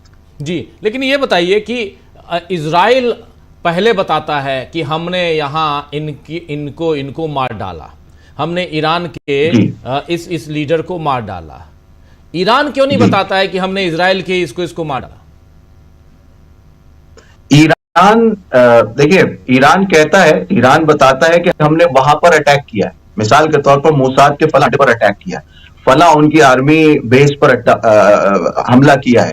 लेकिन एग्जैक्ट ये कि वहां पर कौन कौन था, ये बताना उस वक्त दुरुस्त होगा जब इनके पास बहुत मजबूत मालूमात मौजूद हो। झूठ तो बोलेंगे नहीं, लिहाजा ये बताते कि हमने फला फला फला फला जगह टारगेट किया है। अब ये इस्राइल में अगर हिम्मत है तो वो आके बताए कि हमें जो टारगेट किया गया यहां किया गया, हमारे लोग यहां पर ये लोग मौजूद थे और ये मारे गए हैं। लेकिन सेंसरशिप की वजह से वो लोग, वही जो मैंने आपको सारी उसका बैकग्राउंड बताया कि क्यों सेंसरशिप है, उसकी वजह से उस चीज को बताने में संकोच करते हैं और घबराते। तो ये बात है, वहां से अगर सेंसरशिप हटेगी तो मालूम हो सकेगा कि कौन कौन गया और कौन कौन बचा। जी, अब आखिरी एक सवाल का जवाब दीजिए कि कब तक चलेगा ये युद्ध, कब तक चलेगी जंग? इराक़ी साहब की अगर बात सुनी जाए जो उन्होंने अल जजीरा को इंटरव्यू में पेश किया है, तो उन्होंने कहा है कि हम जंग उस वक्त तक, यानी सीज फायर नहीं करेंगे, हम उस वक्त तक जारी करेंगे जब तक हम उस मरहले पर न पहुंच पाए जहां से हमें यकीन हो जाए कि अब दोबारा कभी जंग नहीं होगी। तो अब वो मरहला क्या हो सकता है, मैं अगर इसको ये खुद एनालाइज का मौजूद कि वो मरहला क्या हो सकता है कि जहां पर ईरान को ये यकीन हो जाए कि इसके बाद कोई जंग नहीं होने वाली, यानी इस पोजीशन में नहीं है अमेरिका और इसराइल को वो जंग को स्टार्ट कर सके। तो वो जो कंडीशंस हैं, वो यानी इस वक्त तक ये जारी रखेंगे, रिटेलिएट करते रहेंगे, रेजिस्टेंस रहेंगे, जब तक अमेरिका जो पशिमान हो चुका है और पछतावा उसको होने लगा, उसको समझ में आ गया है कि हमारा जो टोटल कैलकुलेशन गलत था, मिस कैलकुलेशन हुआ है। अब वो ये बढ़ता चला जाएगा और अमेरिका जब इस जंग से निकलना चाहेगा, ईरान कंडीशंस रखेगा, और उसमें सबसे बड़ी जो कंडीशन मेरी नजर में वो ये होगी कि आप अपनी बेसेस यहां से हटाएं और इस रीजन से अपने आप को दफा करें। आप यहां से जाएं, उसके बाद हम देख लेंगे, इस रीजन को बहुत अच्छा बना देंगे। जैसा कि स्ट्रेट ऑफ हुर्मुज के बारे में राष्ट्रपति साहब ने बहुत अहम बात कही है कि जंग के बाद, कालीबाफ साहब ने भी ये बात कही है इसी तरह। उन्होंने कहा, कालीबाफ साहब ने कहा है कि जंग के बाद भी स्ट्रेट ऑफ हुर्मुज जो है वो पहले की हालत में नहीं पलटेगा। इराक़ी साहब ने उसको और क्लियर किया इंटरव्यू में कि जंग के बाद हम स्ट्रेट ऑफ हुर्मुज के लिए अपने हिसाब से रूल और रेगुलेशंस बनाएंगे और उसके हिसाब से हम जिसे चाहेंगे, जिस देश की कश्ती चाहेंगे वो जाएगी, जिसको हम इजाजत नहीं देंगे वो नहीं जाएगी। और उन्होंने ये भी कहा है कि जो स्ट्रेट ऑफ हुर्मुज के आसपास जो मुल्क हैं उनके कंट्रीब्यूशन के साथ ये काम होगा और हम रूल रेगुलेशंस को बनाएंगे और हम जिसे इजाजत देंगे वो जाएगा और जिसे इजाजत देंगे वो यहां से पार नहीं लग पाएगा। तो इस तरह की कंडीशंस रख के ईरान जंग को खत्म कर सकता है। अब देखते हैं कि वो मरहला कब आता है। जी, लेकिन इस बीच जीसीसी की बैठक हुई है आज, या बैठक बुलाई गई है, जो गल्फ कोऑपरेशन काउंसिल है जिसमें ये सारे देश हैं, गल्फ कंट्रीज हैं। ये चूंकि जो ईरान सैन्य अड्डे पे ही अमेरिकी बेस पे जो हमला कर रहा है, इससे ये परेशान हैं। और इधर से कोई रिटेलिएशन की कोई बात सुनाई पड़ रही है क्या इन देशों से ईरान के खिलाफ? जी, अभी तक तो ऐसी कोई खबर नहीं है। अभी तक ना उन्होंने रिटेलिएट किया है, अभी तक कोई ऐसी बात नहीं आई कि वो रिटेलिएट करने में बहुत ज्यादा सीरियस हैं, ऐसा नहीं है। उनको भी मालूम है कि अभी ईरान ये कह रहा है कि भाई आप हमारे दोस्त हैं, हमारी फ्रेंडशिप बरकरार है, आप मुसलमान भाई भी हैं, हमारे पड़ोसी भी हैं, तो आपसे हमारी दोस्ती है, ये तय है। लेकिन आप ये हमसे एक्सपेक्ट न कीजिए कि आपकी खाक से, आपकी जमीन से, जो बेसिस वहां मौजूद है अमेरिकन, वहां से हमारे ऊपर अटैक हो और हम बस ये सोच करके अरे एक मुस्लिम मुल्क है, एक अरब मुल्क है, हमारा दोस्त मुल्क है, तो छोड़ देते। नहीं, ये नहीं हो सकता कि आपके यहाँ से हमारे ऊपर अटैक्स हो रहे हों, यहाँ पर बेगुनाह लोग मारे जा रहे हों, यहाँ के इंफ्रास्ट्रक्चर को बहुत भारी नुकसान पहुंचाने की कोशिशें की जा रही हो और हम चुपचाप हाथ पर हाथ रख के बैठे रहें। तो हम तो अपने लोगों के डिफेंस के लिए, अपने मुल्क के दिफा के लिए हम रिटेलिएट करेंगे और आपकी बेस पर रिटेलिएट करेंगे। अब ये जीसीसी मुल्क को और जितने भी गल्फ कंट्रीज के ये मुसलमान मुल्क हैं, इनको ये समझना चाहिए कि देखिए भाई, आपने इन बेसिस को क्यों जगह दी थी? अमेरिका किस लिए आया था आपके यहाँ? आपके यहाँ इसलिए आया था कि उसका दावा यह था कि हम आपके साथ जो है एग्रीमेंट करते हैं कि आपको हम बचाएंगे हर तरह की आफत से और हर तरह के हमले से हम आपको महफूज रखेंगे। तो अब इनको ये समझना चाहिए कि जो अमेरिका अपने आप को एक ईरान के मुकाबले में सुपर पावर ताकत, सो कॉल्ड सुपर पावर ताकत होते हुए अपने आप को, अपनी बेसिस को नहीं बचा सका ईरान के मिसाइल्स के सामने, वो आपको क्या बचाएगा? इस बात को इन मुल्कों को समझना चाहिए। और अगर किसी भी मुसलमान को ये लगता है कि इस पूरे सिनेरियो में, इस पूरे वाकये में जिम्मेदार ईरान है, तो उसको ये सोचना चाहिए, अगर आप ये समझते हैं कि अटैक मुसलमान ममालिक से हो रहा है ईरान के ऊपर, ईरान सिर्फ रिटेलिएट कर रहा है, उसके बावजूद अगर आप अमेरिका और इसराइल को छोड़कर ईरान को जिम्मेदार समझते हैं बाज लोग, तो उनका किबला वो काबा नहीं है, उनका किबला क्या है? अमेरिका और इसराइल है। अमेरिका और इसराइल को देखकर वो फैसले करेंगे कि कौन हक पर और कौन बातिल पर है। अगर जो मैं कहता हूं कि दुनिया भर के मुझे उनकी बहुत फीसद, उनका बहुत बड़ी आबादी मुसलमानों की इस वक्त ईरान के साथ है। इसी तरह मुसलमान ही नहीं, जितने भी दुनिया के इंसाफ पसंद लोग और जुल्म के खिलाफ जो लोग हैं, वो सब इस वक्त ईरान के साथ है और वो बात की बारीकी को समझ रहे हैं, वो मसलों को अलग अलग कर पा रहे हैं और वो है कि क्या हक है। जिस आप देखिए, आप सोचिए, जैसे जो लाइव और इस तरह से यूट्यूब जो इंसाफ पसंद है, उन पर जाइए तो आपको नजर आएगा कि किस तरह की दुनिया की जो आजाद फिक्र के लोग हैं, जो किसी अमेरिका से जुड़े हुए नहीं है, इसराइल से जुड़े हुए नहीं, उनके बेनिफिट्स, उनके इंटरेस्ट जुड़े हुए नहीं है, वो आजाद इंसानों को देखिए आप, आजाद इंटेलेक्चुअल्स को देखिए आप, कि वो किस तरह से हक का साथ दें। उनको पता है कि कौन सही साइड पर तारीख की खड़ा हुआ है, कौन हिस्ट्री की सही साइड पर है और कौन गलत साइड पर, पूरी दुनिया के लिए इस वक्त वाज़ेह है और ये बात सबके लिए। मतलब दूसरे देश जो हैं वो, उनका कोई प्रेशर नहीं है इस वक्त ईरान के ऊपर, खासकर गल्फ कंट्रीज का, ये माना जाए। देखिए मैं बता रहा हूं, देखिए गल्फ कंट्रीज को भी पता है, उनको पता है कि अगर हमने कोई इस तरह का अटैक किया, कोई इस तरह का हमने हमला किया, तो अभी जो ईरान अमेरिकन बेसिस पर सिर्फ मार रहा है या जहां पर अमेरिकन इंटरेस्ट है वहां पर मार रहा है, वो फिर खुली जंग हो जाएगी, फिर तो वो हमारे इंटरेस्ट पे मारेगा और हम इस पोजीशन में नहीं है कि हम उसको रिटेलिएट कर सके या ईरान से जंग लड़ सके। और उनको पता है कि जब अमेरिका इतनी बुरी, इसराइल, ईरान जो है बुरी तरह अमेरिका और इसराइल दोनों को एक साथ मार रहा है, तो फिर हमारा क्या बनेगा? तो ये तो उनको पता है। तो उनके इंटरेस्ट में ये चीज नहीं है कि वो ईरान से कोई मुस्तकिल तौर पर जंग छेड़ सके। और उनको इस बात को समझना चाहिए कि आप यहाँ के पड़ोसी मुल्क हैं, आपके ईरान के साथ बहुत अच्छे रिश्ते रहे हैं, कतर का मतलब बहुत अच्छा रिश्ता रहा, दूसरे मुल्क से भी बुरे रिश्ते नहीं रहे हैं, अच्छे रिश्ते रहे, तो अच्छे रिश्ते को बनाए। और इन ममालिक को ये सोचना चाहिए, मैं नहीं समझ पा रहा हूं कि ये सोच रहे हैं या अभी तक इनके ज़हन में ये बात नहीं आई है।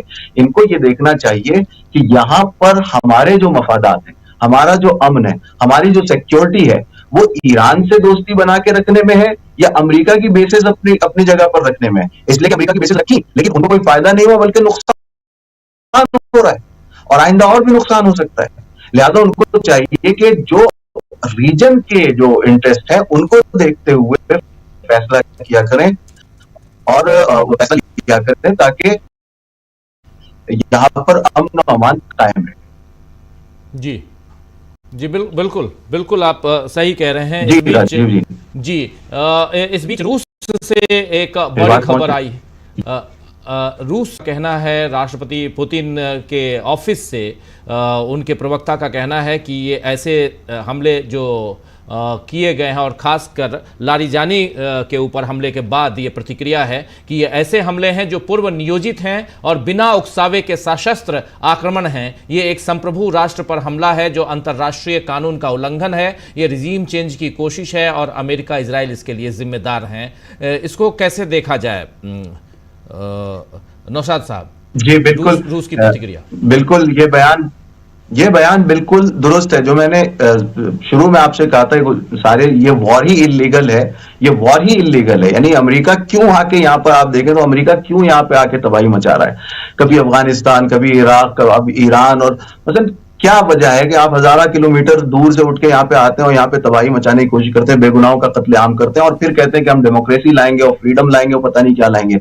आप सिवाय खुखारी के और खून बहाने के कुछ नहीं लाते हैं, आप सिर्फ खून बहाते हैं जमीन पर।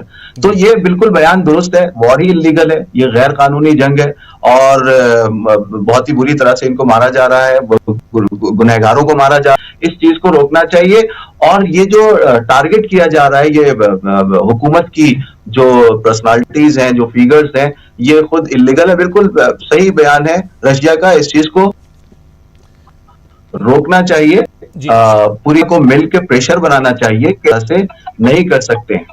जी, मतलब साफ है कि ये जो जंग है अभी और आगे बढ़ते हुए हम देखेंगे और जिसमें ये और खतरनाक मोड़ की तरफ बढ़ते हुए हम देखेंगे, ऐसा माना जाए नौशाद साहब? जी इसमें जी जंग अभी रुकती हुई नहीं दिख रही है, आगे बढ़ती हुई दिख रही है और उसके असल जिम्मेदार पूरी दुनिया को ये देखना चाहिए, आंख खोल के देखना चाहिए कि उसके असल जिम्मेदार जो है अमेरिका और इजराइल हैं। क्योंकि ईरान हर मरहले पर सिर्फ रिटेलिएट कर रहा है।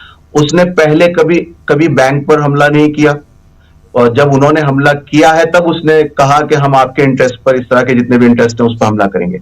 उन्होंने हॉस्पिटल्स पर हमला किया, लेकिन ईरान की ये देखे अखलाकी जिम्मेदारी और दीन की पाबंदी और इस्लाम की जो तालीमात हैं उस पर अमल करना देखिए ईरान का, कि उसने पलटकर उनके हॉस्पिटल्स को नहीं मारा है, पलटकर उनके स्कूल्स पर बमबारी नहीं किए, उनके बेगुनाहों को खासकर प्रिसाइजली टारगेट नहीं कर रहा है ईरान। ये ईरान की जो आइडियोलॉजी है, जो इस्लाम से निकलती है, कुरान से निकलती है और करबला और महदवियत के तस्वुर से निकलती है, उसका ये नतीजा है कि जंग उसूलों के साथ लड़ रहा है, बल्कि वहां पर भी मोरालिटी का फुल ख्याल रख रहा है। बिल्कुल भी बेगुनाहों को मारने का इसका इरादा नहीं है और कभी नहीं रहा है, सिविलियंस को मारने का। तो आबिद रजा, तो वॉर एस्केलेशन का राजीव जी वॉर एस्केलेशन का असल जिम्मेदार, इस चीज पर बात करने की जरूरत है और दुनिया को बताने की जरूरत है कि असल जिम्मेदार अमेरिका और इस्राइल हैं। अभी देखिए ये जो वॉर एस्केलेशन की तरफ मसलन लारिजानी साहब को शहीद करना या इस तरह के टारगेट्स जो कर रहे हैं, वो टारगेट किलिंग कर रहे हैं, ये चीज, इसी तरह जो इंफ्रास्ट्रक्चर पर, रिफाइनरी पर जो अभी अटैक कर दिया है और फिर ईरान ने भी कह दिया है कि हम जो है रिटेलिएट करेंगे। तो ये सब कुछ जो होने वाला है आगे, इसका असल जिम्मेदार अमेरिका और इस्राइल है। आगे अगर ईरान हमला करता है तो कोई भी पलटकर ईरान को जिम्मेदार नहीं ठहरा सकता, उसको चाहिए कि अमेरिका और इस्राइल को जिम्मेदार ठहराए। जी बिल्कुल बिल्कुल। असली जिम्मेदार अमेरिका है, ये साफ दिखाई दे रहा है और अमेरिका इससे बाहर कैसे निकलेगा ये एक बड़ा सवाल है, $100 मिलियन का सवाल है। और इससे कैसे बाहर निकलेंगे डोनाल्ड ट्रंप, क्योंकि अब विरोध काफ़ी उनके खिलाफ ही, उनके ही देश में हो रहा है। बहुत बहुत शुक्रिया नौशाद साहब इस चर्चा में बने रहने के लिए। बीच बीच में थोड़ा डिस्टर्बेंस हो रहा था, लेकिन फिर भी आपकी पूरी बात हम लोगों तक पहुंची, हमारे तमाम साथियों तक, दर्शकों तक पहुंची है और और आपने ग्राउंड जीरो से जितनी इंपॉर्टेंट बातें थीं वो आपने पहुंचाई। इसके लिए बहुत बहुत शुक्रिया, बहुत धन्यवाद आपको इस चर्चा में बने रहने के लिए। बहुत बहुत आपका भी धन्यवाद, शुक्रिया आपका। आगे बढ़ते हैं और इस चर्चा को और थोड़ा अब माफी चाहूंगा आप लोगों को बहुत देर तक इंतजार करना पड़ा, लेकिन बहुत गंभीर चर्चा और वो भी अगर ग्राउंड जीरो से अगर खबरें मिलें तो इससे बेहतर और क्या हो सकता है। जल्दी से पहले प्रशांत जी आपके पास आता हूं, क्या इन प्रतिक्रियाओं पर पहली टिप्पणी आपकी?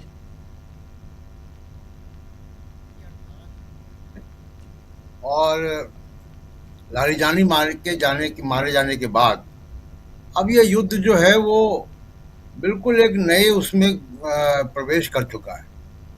कल शकील साहब ने बड़ी इंपॉर्टेंट बात कही थी और पूरी दुनिया का ध्यान वहां जाना चाहिए कि ये युद्ध अब नेताओं को, मिलिट्री लीडरशिप को टारगेट कर रहा है इजराइल, और इसको रोकना चाहिए। एक बात। दूसरी बात, ये बिल्कुल एक गैंग वॉर का शेप ले चुका है। और इसी पे देखिए, आप बिल्कुल सही कह रहे हैं, इसी पे रूस के पुतिन का जो बयान है अभी थोड़ी देर पहले पुतिन के ऑफिस का, इसी पे है। लारीजानी के मारे जाने के बाद टारगेट किलिंग कर रहे हो आप जी। तो इसमें कोई शेखी की बात नहीं है, ये गुंडागर्दी है, कि एक गैंग वॉर है, एक माफिया के तरीके से आप ऑपरेट कर रहे हैं। युद्ध के एक नियम होते हैं और इसमें ट्रंप को भी घसीट लिया और बड़े अफसोस के साथ कहना पड़ता है कि हमारे देश के प्रधानमंत्री नरेंद्र मोदी भी उसी खेमे में हैं। उनके लगातार जो फोन कॉल्स जा रहे हैं, जो ट्वीट भी वो कर रहे हैं, वो इजराइल के दोस्तों को ही कर रहे हैं या इजराइल से बात कर रहे हैं। वो हक की बात नहीं कर रहे दुनिया में। बाकी आप देखिए कि यूरोप के कंट्रीज, मैं रूस की बात भी छोड़ दूं थोड़ी देर के लिए कि रूस तो चलिए ईरान का दोस्त है और पश्चिम का विरोधी है, लेकिन जो पश्चिमी देश भी हैं, आपने एक एक करके उनके बयान भी दिखाए सबके जी। पश्चिम भी इंसाफ के साथ खड़ा है। भारत जो कि सदियों से जाना जाता है इंसाफ के लिए खड़े होने के लिए, वो उसकी स्थिति बड़ी अफसोसजनक है। दूसरी एक जो इम्पोर्टेंट और स्ट्रेटेजिक बात है वो ये है कि देखिए, युद्ध को खत्म करने के लिए अब यूरोप को आगे आना पड़ेगा। वो भारत के प्रधानमंत्री से नहीं होगा, एक खास खेमे में बैठे हुए हैं वो, उनकी अपनी क्रेडिबिलिटी जो है वो अभी संदिग्ध है। रूस पे विश्वास नहीं करते बहुत सारे लोग, चाइना पे विश्वास नहीं है, तो यूरोप को कोई एक तरीका निकालना चाहिए कि वो अपने जो इन्फ्लुएंस है उसको कैसे इस्तेमाल करें। एक बात, ईरान ने 4 बड़ी स्पष्ट डिमांड दुनिया के सामने रख दी है। उसको ग्लोबल इकोनॉमी से कनेक्ट होना, यानी उसके ऊपर सैंक्शंस जो लगे हुए वो हटे, उसको ट्रेड करने का हक मिले, उसको इस युद्ध में जो उसका नुकसान हुआ उसका कॉम्पनसेशन मिले, और भविष्य में किसी इस तरीके के हमलों के प्रति गारंटी हो, और चौथी बात कि मिडिल ईस्ट से ये जो सैनिक अड्डे हैं ये हटे जी। 4 बड़ी स्पष्ट डिमांड उन्होंने रख दी है। अब इस पे ऊपर नीचे हो सकता है, लेकिन ये युद्ध कहाँ पहुंच गया है, मेन वजह वहां पे है, वो है स्ट्रेट ऑफ हर्मुज डमरू। बिल्कुल। अब इसमें अगर भारत के लिहाज से देखें तो इस वक्त 2 लाख मीट्रिक टन गैस और लगभग 16 या 17 lakh metric ton crude oil, इतना शिप हमारे फंसे हुए हैं। अभी सिर्फ 2 निकल पाए हैं। पूरी दुनिया के लगभग 200 बड़े ऑयल टैंकर्स वहां फंसे हुए हैं और उसको रेस्क्यू नहीं किया जा सकता स्ट्रेट ऑफ हॉर्मुज को। अभी आप मैप दिखा रहे थे, उस मैप को अगर दोबारा दिखाएं तो मैं समझा दूंगा कि वो क्यों नहीं रेस्क्यू हो सकता है। जी जी जी, जरा map Hormuz, straight of Hormuz वाला मैप जो हम लगातार दिखाते हैं, उस मैप को ले आइए जरा स्क्रीन पे। और बहुत इंपॉर्टेंट चर्चा हम कर रहे हैं, और ये पूरा का पूरा ये जो युद्ध है, ये जो जंग है, ये हॉर्मुज पे कैसे आकर टिक गई है, जरा इसको भी समझते हैं। जरा स्क्रीन पे लाइए, लेकिन प्रशांत जी अपनी बात आगे रखिए। हाँ, अब ये देखिए, क्रूड ऑयल प्राइस $105 के ऊपर है। पूरी दुनिया की इकोनॉमी इससे प्रभावित हो रही है। जीसीसी कंट्रीज की इकोनॉमी प्रभावित हो रही है, उनके यहाँ नॉर्मल लाइफ पॉसिबल नहीं हो पा रही है। और इसके बाद जो भी आप हॉर्मोज का नक्शा देखेंगे, उसमें जो ऊपर का रास्ता है, पूरा रास्ता जो 135-36 किलोमीटर का रास्ता है, ये 160 किलोमीटर के आसपास का रास्ता है। जी तो ये जो पूरा रास्ता है, इसमें जो जो 3D मैप आप दिखा रहे थे, उसमें आप देखिए कि पहाड़ दिख रहे हैं। वो पूरे हाँ, पहाड़ ईरान के हिस्से में है। AI 3D मैप उसको ले आइए जरा, 3D मैप जो अभी हम लोग, हाँ ये वाला, हाँ, ये अब ये जो पूरे पहाड़ आपको दिख रहे हैं, ये ईरान है। जी इस नीचे साइड की का तरफ ओमान लेफ्ट है। साइड, जी बिल्कुल। नीचे की तरफ जो हिस्सा दिख रहा है वो ओमान है। ये पूरे जो पहाड़ हैं, इसमें अमेरिका की आर्टिलरी, अमेरिका कह रहा हूँ, माफ कीजिएगा, रूस ईरान की, की आर्टिलरी, सॉरी ईरान की, जी ईरान की मिसाइल सिस्टम, उनके वॉच टावर्स, उनकी सेनाएं यहाँ पे पूरी तैनात हैं। और उसके साथ क्योंकि वो माउंटेन्स में है, हाइट पे है, तो पूरा वो वॉच करते हैं। वो छोटा सकरा रास्ता है, वहां से कौन सा ऑयल टैंकर निकल पाएगा जो ईरान से निकल जाएगा बच के। उसके अलावा उन्होंने इस रास्ते को माइन भी कर दिया, समुद्री माइंस भी लगा दी हैं, जिसकी जिसकी जानकारी ईरान को ही है, जी वही हटा सकता है। जी और एक भी अगर ऑयल टैंकर डूबता है क्षतिग्रस्त होकर, तो इसका जो तेल निकलेगा, क्रूड ऑयल, वो पूरे इस समुद्री इलाके को, इतना बड़ा पूरा भारत तक को, पूरे अरब सागर में ये इन्वायरमेंटल जो डिजास्टर है उसको लाएगा। तो जी ये रास्ता फंस गया है। अब इसमें ईरान का बहुत साफ वो है कि स्वेज कैनाल, देखिए ह्यूमन मेड कैनाल है, तो स्वेज कैनाल अथॉरिटी है, वो इजिप्ट उसको कंट्रोल करता है, उसका वो टैरिफ भी लेता है। ऑयल टैंकर से $1 मिलियन तक लेता है वो, बाकी जहाज़ों से $1 लाख लेता है। लेकिन हर्मोस, क्योंकि ये नेचुरल स्टेट है, क्या यहाँ पे इस तरीके की अथॉरिटी हो सकती है, इसमें दुनिया को विचार करना है। लेकिन ईरान इस तरह बढ़ रहा है कि वो अथॉरिटी बनाएगा इसकी ओमान के साथ, और वो अथॉरिटी जो है वो तय करेगी कि कौन निकले, कैसे निकले, उसको कितना वो टैरिफ दे, वगैरह वगैरह। लेकिन ये युद्ध यहीं हर्मोस पे आके अटक गया है। और अब यूरोप को ऐतिहासिक भूल जो उन्होंने हिटलर के समय में की थी, अब नहीं करनी चाहिए, क्योंकि बेंजामिन नेतन्याहू 21st सेंचुरी के हिटलर हैं, वो मास मर्डरर हैं, वो डिक्लेयर्ड वॉर क्रिमिनल है, इंटरनेशनल क्रिमिनल कोर्ट से वो डिक्लेयर्ड क्रिमिनल है, वो कहीं दुनिया में कहीं जा नहीं सकते, गिरफ्तार हो जाएंगे वो। उनको कैसे डील करें, क्योंकि उनके पास बहुत सारे औजार हैं, मुसाज है उसके पास। आज वो इजराइल में कर रहा है, कल वो किसी देश में करेगा। बिल्कुल, वो एक रोक कंट्री है, और वो रोक कंट्री पे अंकुश है नहीं किसी का।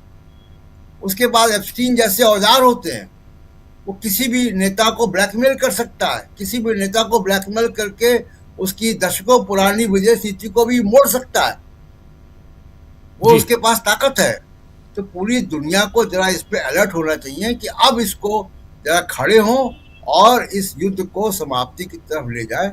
जी राजीव जी बिल्कुल बिल्कुल, ये इसमें मीडिएशन के लिए कोई ना कोई आए, मीडिएटर की भूमिका निभाए, ये बहुत ज़रूरी है। जैसे दोनों देशों के बीच जब बातचीत चल रही थी, उस समय मीडिएशन का काम जो था, मीडिएटर की भूमिका में ओमान था। लेकिन अब कोई तो आए इन लोगों के बीच, ये बहुत ज़रूरी है। और OIC और उसके अलावा GCC तो बहुत छोटा 6 देशों का ऑर्गेनाइजेशन है, लेकिन इन लोगों को, और इसके अलावा भी, क्योंकि यूरोप से नाराज़ पूरे दिखाई दे रहे हैं, डोनाल्ड ट्रंप लगातार इनके सबकी कुर्सी छीनने में लगे हुए हैं, कहते हैं कि अच्छा मैक्रो ने ऐसा बोला है, बहुत जल्दी उसकी कुर्सी चली जाएगी। सुनील शुक्ला जी, आपके पास ही आना चाहता हूँ। हमारे साथ धनंजय जी भी जुड़े हुए हैं। धनंजय जी, आपका स्वागत है इस कार्यक्रम में। एक लंबे अंतराल के बाद आपसे मुलाकात हो रही है ऑनलाइन, और शकील जी भी हमारे साथ हैं ही, और अमलिंदु जी भी हैं। लेकिन सुनील जी, ये धमकाने वाला अंदाज जब अगर रहेगा डोनाल्ड ट्रंप का, आज ही पत्रकार ने पूछा कि फ्रांस ने तो मैक्रो ने कह दिया, बोला किसने? मैक्रो ने, उसकी कुर्सी जल्दी जाएगी। ये क्या अंदाज है भाई? आप कुर्सी छीनने के लिए निकले थे, आपने मार काट मचा दी है, और उसके बाद आप अभी तक कुछ नहीं कर रहे हैं। आप अपनी कुर्सी बचा लो पहले। सुनील शुक्ला जी। धन्यवाद राजीव जी। आज तक अमेरिका के अपने इतिहास में किसी बड़े देश की कुर्सी अमेरिका छीन पाया है क्या? जिन देशों पर इसने हमले किए, आप उन देशों की स्थिति देख लीजिए। आप लेबनान, इराक, वेनेजुएला, बड़ी कोशिश किया इन्होंने वियतनाम में, बड़ी कोशिश की इन्होंने अफगानिस्तान में। कभी ये झांक पाए हैं किसी अन्य देश में कि हम वहां भी बदल देंगे? धमकी रोज देते रहते हैं, हम ग्रीनलैंड को मिला लेंगे, हम क्यूबा को मिला लेंगे, ये कर लेंगे, हम वो कर लेंगे। तो एक हास्यास्पद स्थिति ट्रंप ने अपने बना ली है। और आप इस युद्ध की स्थिति आप देख लीजिए कि यह ट्रंप का बयान है, किसी और का बयान नहीं है। ट्रंप ने कहा कि ईरान से हमारी बातचीत हो रही है, हम उनसे संपर्क में जी। तो कहा है आपने, आप तो कहते थे कि नहीं, जब तक हम खत्म नहीं कर देंगे, ये नहीं कर देंगे, वो नहीं कर देंगे, रिजिम नहीं बदल देंगे, तब तक इस युद्ध को समाप्त करने की कोई दूर दूर तक संभावना नहीं है। भारत में इजराइल के राजदूत ने क्या कहा कि हम इस युद्ध को अनंत काल तक नहीं चलाना चाहते, हम इसके पक्ष में नहीं है। क्यों कहा? आपने भी तो कहीं कहा था कि नहीं, हम मिट्टी में मिला देंगे ईरान को। क्यों? कि ईरान की वजह से इजराइल के ऊपर खतरा, इजराइल के अस्तित्व के ऊपर खतरा है। ट्रंप साहब ने कहा कि ईरान ट्रंप को मारना चाहता है, वो साजिश कर रहा है। तो जो ट्रंप अपने आप को ईरान से खतरा महसूस करते हैं, वह ट्रंप कर रहे हैं कि हम बातचीत कर रहे हैं, संपर्क में है ईरान के। ईरान का क्या कहना है कि हम कोई बातचीत नहीं कर रहे हैं, हम कोई संवाद, इसमें युद्ध विराम नहीं चाहते, हम एक अंतिम फैसला चाहते हैं और ये हमारी 4 शर्तें हैं, हम लड़ते रहेंगे। तो आखिर इजराइल और ईरान, यूएस के इस ढांचे में परिवर्तन क्यों आया, क्यों आ रहा है? निश्चित रूप से ईरान का बहुत नुकसान है।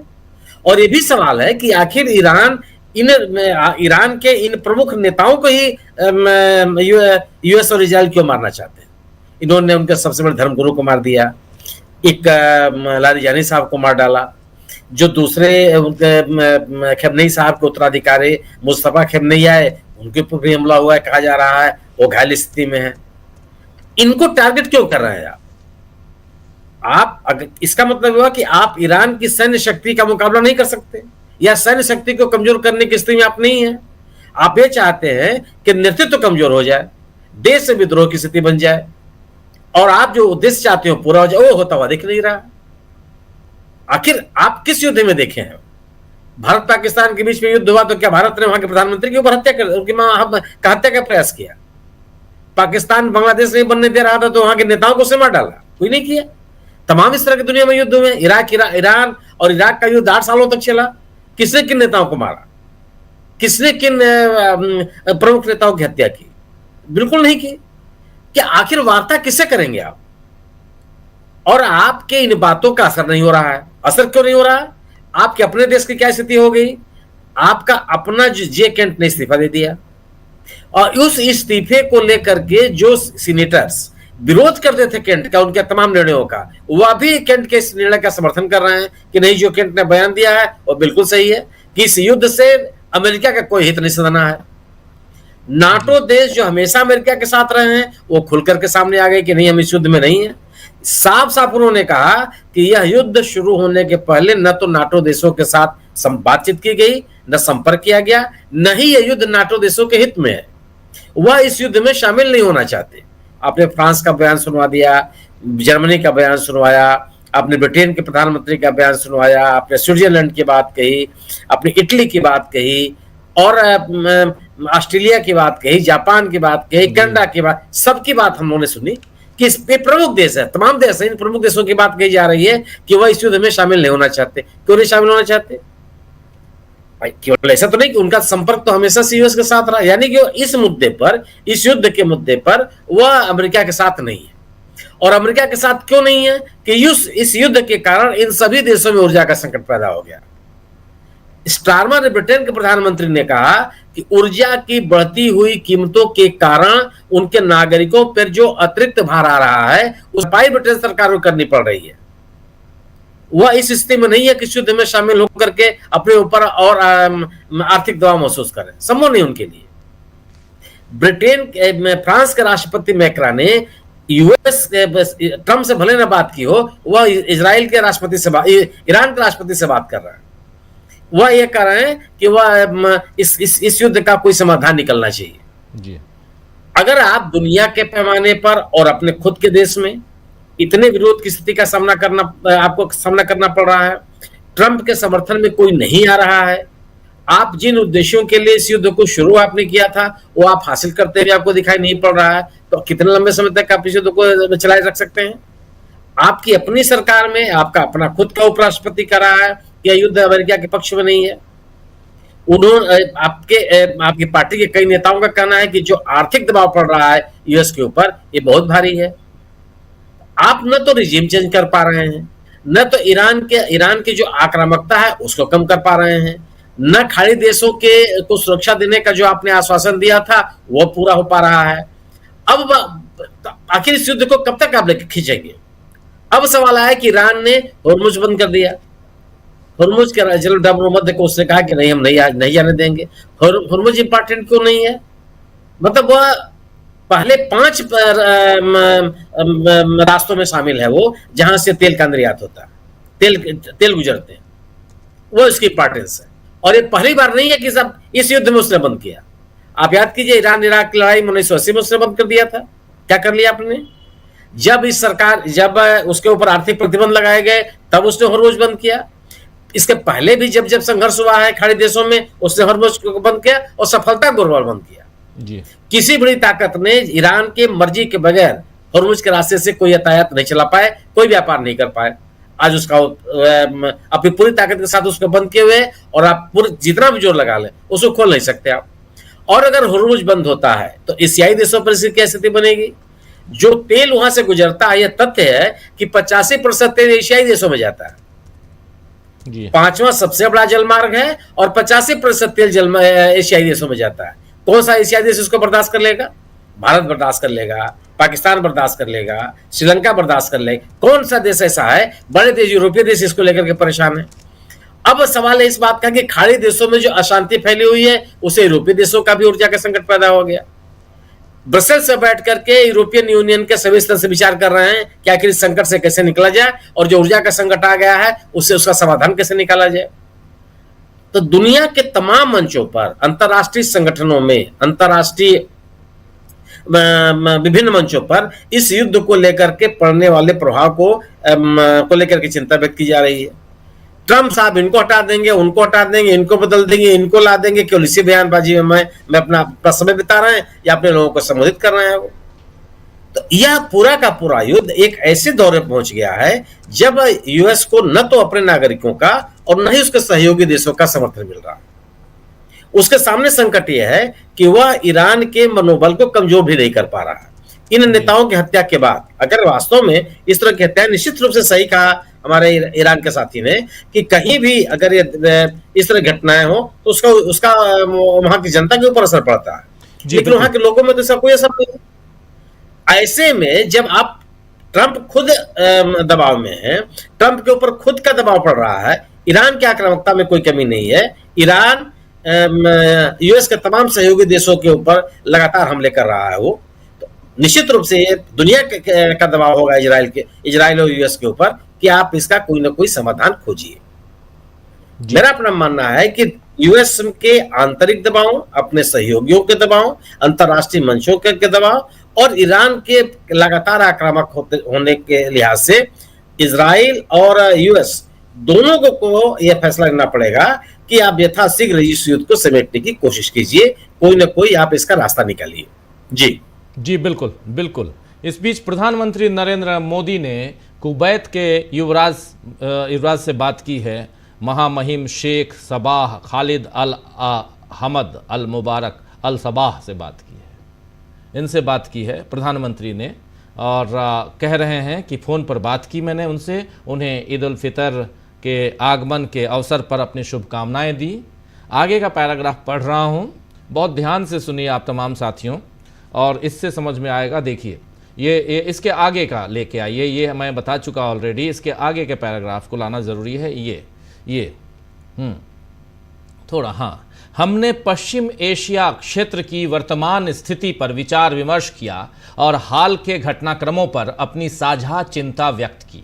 मैंने कुवैत राज्य की संप्रभुता और उसकी क्षेत्रीय अखंडता को लक्षित करने वाले किसी भी आक्रमण की भारत की निंदा को दोहराया, क्योंकि हॉर्मुज जलडमरू मध्य से होकर निर्बाध और सुरक्षित नौवहन सुनिश्चित करना हमारी सर्वोच्च प्राथमिकता है। इस लाइन को गौर फरमाइएगा।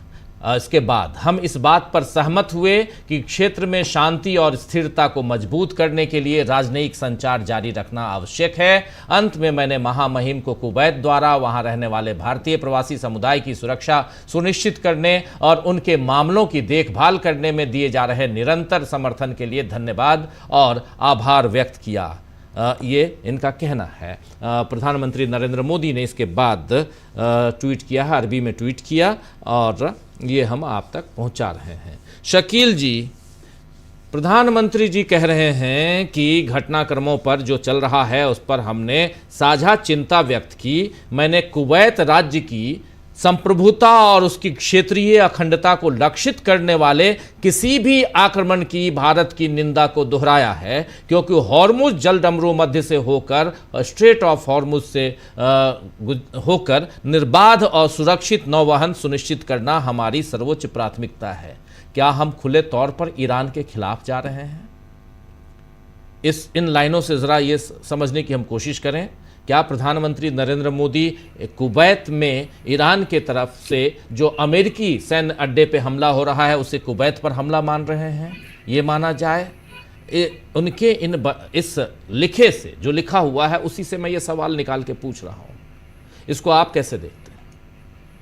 बिल्कुल सही कह रहे हैं आप। ये ईरान के खिलाफ तो जा ही रहे हैं, इसका सीधा जो मतलब है अमेरिका का बिना मांगे समर्थन करना, अमेरिका को ट्रंप को खुश करने की कोशिश करना।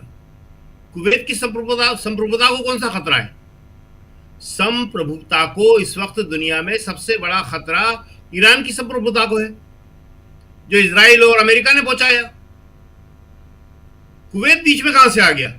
कुवैत सहित खाड़ी के वो सारे देश जहां अमेरिकी सैन्य अड्डे हैं उन पे ईरान हमले कर रहा है और बता के कर रहा है। ये जो है बहुत ही गलत किस्म की विदेश नीति है। ये कुवैत आपका हॉर्मुज स्ट्रेट नहीं खुलवा रहा है, न वो खुलवा सकता है। 80 से ज्यादा जहाज जो है ईरान ने वहां से निकाले हैं। चीन के सारे जहाज वो निकाल रहा है वहां से। चीन को तेल बराबर सप्लाई हो रहा है। हमारे सिर्फ 2 जहाज निकले हैं वहां से, और वो भी इस शर्त के ऊपर जो उस दिन बताया था प्रशांत जी ने कि वो अदला बदली हुई है। हमने उनके जो जहाज पकड़े हुए थे, जो उनके नाविक थे, उन्हें छोड़ा है। भारत की विदेश नीति जो है वो किस तरह से पूरी की पूरी अमेरिका परस्त हो गई है, इजराइल परस्त हो गई है कि समझ में नहीं आ रहा कि इस वक्त कुवैत का इशू कौन सा है। ईद की मुबारकबाद आपको देना थी, सबको देना थी, खासतौर से ईरान को देना थी जो सबसे बड़े खतरे में है। देखिए, ये जो युद्ध है इसको अमेरिका और इजराइल तो ले ही जा रहे हैं। हमारी गलतियों की वजह से भी ये एक बहुत बड़े और भयानक युद्ध में तब्दील होता चला जा रहा है। रूस जो है वो खुलेआम अब ईरान की मदद करने लगा है। चीन भी मदद कर रहा है, हालांकि इतना खुल के सामने नहीं आया। रूस और चीन अगर ईरान के साथ में है तो ये विशुद्ध होने के अलावा और क्या दिखता है? विशुद्धि होगा ये तो फिर। देखिए, अभी जो एक बड़ा अच्छी बात कही प्रशांत जी ने युद्ध के नियम की, ये युद्ध के नियम सबको मालूम है, लेकिन हमारे दर्शकों को भी थोड़ा मालूम होना चाहिए, इसलिए मैं एक बार थोड़ा संक्षेप में बता दें कि जेनेवा कन्वेंशन के बाद में पूरी दुनिया में युद्ध के लिए, वार के लिए नियम बने हैं, और इनको इंटरनेशनल ह्यूमैनिटेरियन लॉ कहते हैं, वार लॉ कहते हैं जी। ये जो हो रहा है इसको आतंक कहते हैं, ये युद्ध नहीं है, इसको आतंकवाद कहा गया है। नेताओं को मारना, ना मारना, बच्चियों को मारना, स्कूलों पे बम अटैक करना, ये युद्ध में कहीं नहीं आता। सेकंड वर्ल्ड वॉर के बाद इसीलिए बनाए गए थे सारे के सारे नियम। जी अमेरिका और इजराइल सारे के सारे तोड़ रहा है, और ये आतंकवाद है सीधा सीधा। और हमारे प्रधानमंत्री जी किसको शय दे रहे हैं, क्या कर रहे हैं, बड़ा मुश्किल है। दूसरी बात, कुवैत भी जीसीसी में आता है। ये जो तस्वीर है, ये जो तस्वीर देख रहे हैं, जो वीडियो देख रहे हैं, फुटेज, ये आज का है। ये लारीजानी के फ्यूनरल की तस्वीर है ये। इसमें जुलूस देखिए, लोगों का हुजूम देखिए। ये है तेहरान की तस्वीर। जी, वो तो नौशाद साहब ने बहुत अच्छी तरह बताया। वाकई वहां के लोगों के अंदर डर नाम की चीज ही नहीं है। ऐसी कौम से आप कैसे जी सकते हैं जो मरने से, शहीद होने से डर ही नहीं रहे, पीछे हट ही नहीं रहे। वहां बम ही गिर रहे हैं ना, मिसाइल गिर रहे हैं, ड्रोन गिर रहे हैं, और इतना आदमी खड़ा हुआ है, मार लो। ये तो दुनिया को देखना और सोचना चाहिए। और हमें लगता है चीन और रूस जो है सही दिशा में सोच रहे हैं इस वक्त। और चीन और रूस अगर अमेरिका और इजराइल नहीं रुके तो हो सकता है वो आगे बढ़ के ज्यादा मदद करें। जी, आज जो है रूस सारी की सारी मदद कर रहा है, इंटेलिजेंस सारी की सारी मुहैया करवा रहा है। कल को इससे भी ज्यादा आके कर सकता है वो। देखिए, इसमें जो एक खास पहलू है उस पर जरा हम बात कर लें कि आज जो है ये गल्फ कॉरपोरेशन काउंसिल जो है, जिसे को हम खाड़ी सहयोग परिषद कहते हैं, जीसीसी आपने बताया अभी, जी, इनके जागने का समय आ गया है। अगर ये नहीं जागे और इस तरह की बातों से बहल गए कि भारत के प्रधानमंत्री ने हमारे संप्रभुता पे हमला करने की निंदा कर दी है, तो ये इन देशों के लिए बहुत मुश्किल हो जाएगी। ये बात साबित हो गई है कि अमेरिका इनको नहीं बचा सकता, बचा भी नहीं पा रहा है। जी, लगातार ईरान हमला कर रहा है उनके ऊपर, और उसका हमला करने के कारण बहुत जायज है। वो बता रहे थे नौशाद साहब कि ईरान ने खुद से किसी भी हमला नहीं किया, वो खाली जवाब दे रहा है, और वहां कर रहा है जहां से अमेरिका के सैन्य अड्डे हैं और जहां से अमेरिका के हमले होने की आशंका है या अमेरिका हमला कर रहा है।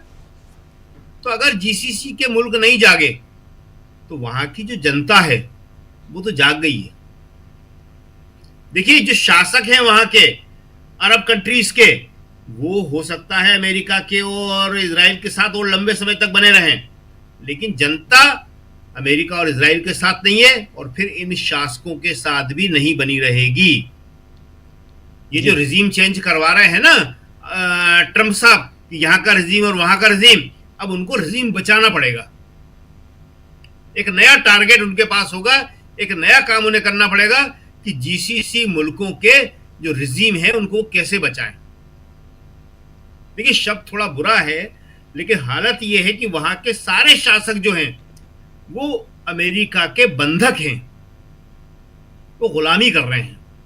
उन्हें न अपने नागरिकों की चिंता है, न शांति की चिंता है, न जो ऊर्जा संकट पैदा हुआ है उसकी चिंता है, और न इस बात की चिंता है कि अगर ये युद्ध बढ़ गया, तीसरे विश्व युद्ध में तब्दील हो गया, तो सबसे ज्यादा नुकसान गल्फ कंट्रीज का ही होने वाला है, जीसीसी का ही होने वाला है।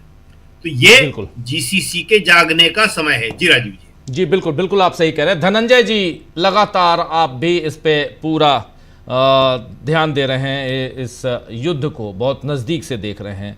ज़रा समझना चाहता हूं आपसे कि इस युद्ध को, इस जंग को आज 19वें दिन आप कहां पाते हैं। दूसरी बात, यहां लगातार भारत के लिहाज से भी देखा जाए तो ये जंग कहां जाती हुई दिखाई दे रही है। भारत के लिहाज से हम एक आध दो जहाज़ मंगा के उसमें 80,000 टन या 50,000 टन एलपीजी मंगवा के यहाँ तालियां बजवा रहे हैं, लेकिन दूसरी तरफ कुवैत के साथ जब अभी बातचीत, अभी दिखाया भी, जो प्रधानमंत्री की बातचीत हुई है, उस बातचीत से साफ समझ में आता है कि इनका स्टैंड, और इसको क्योंकि ये सारे देश ईरान के संपर्क में भी हैं।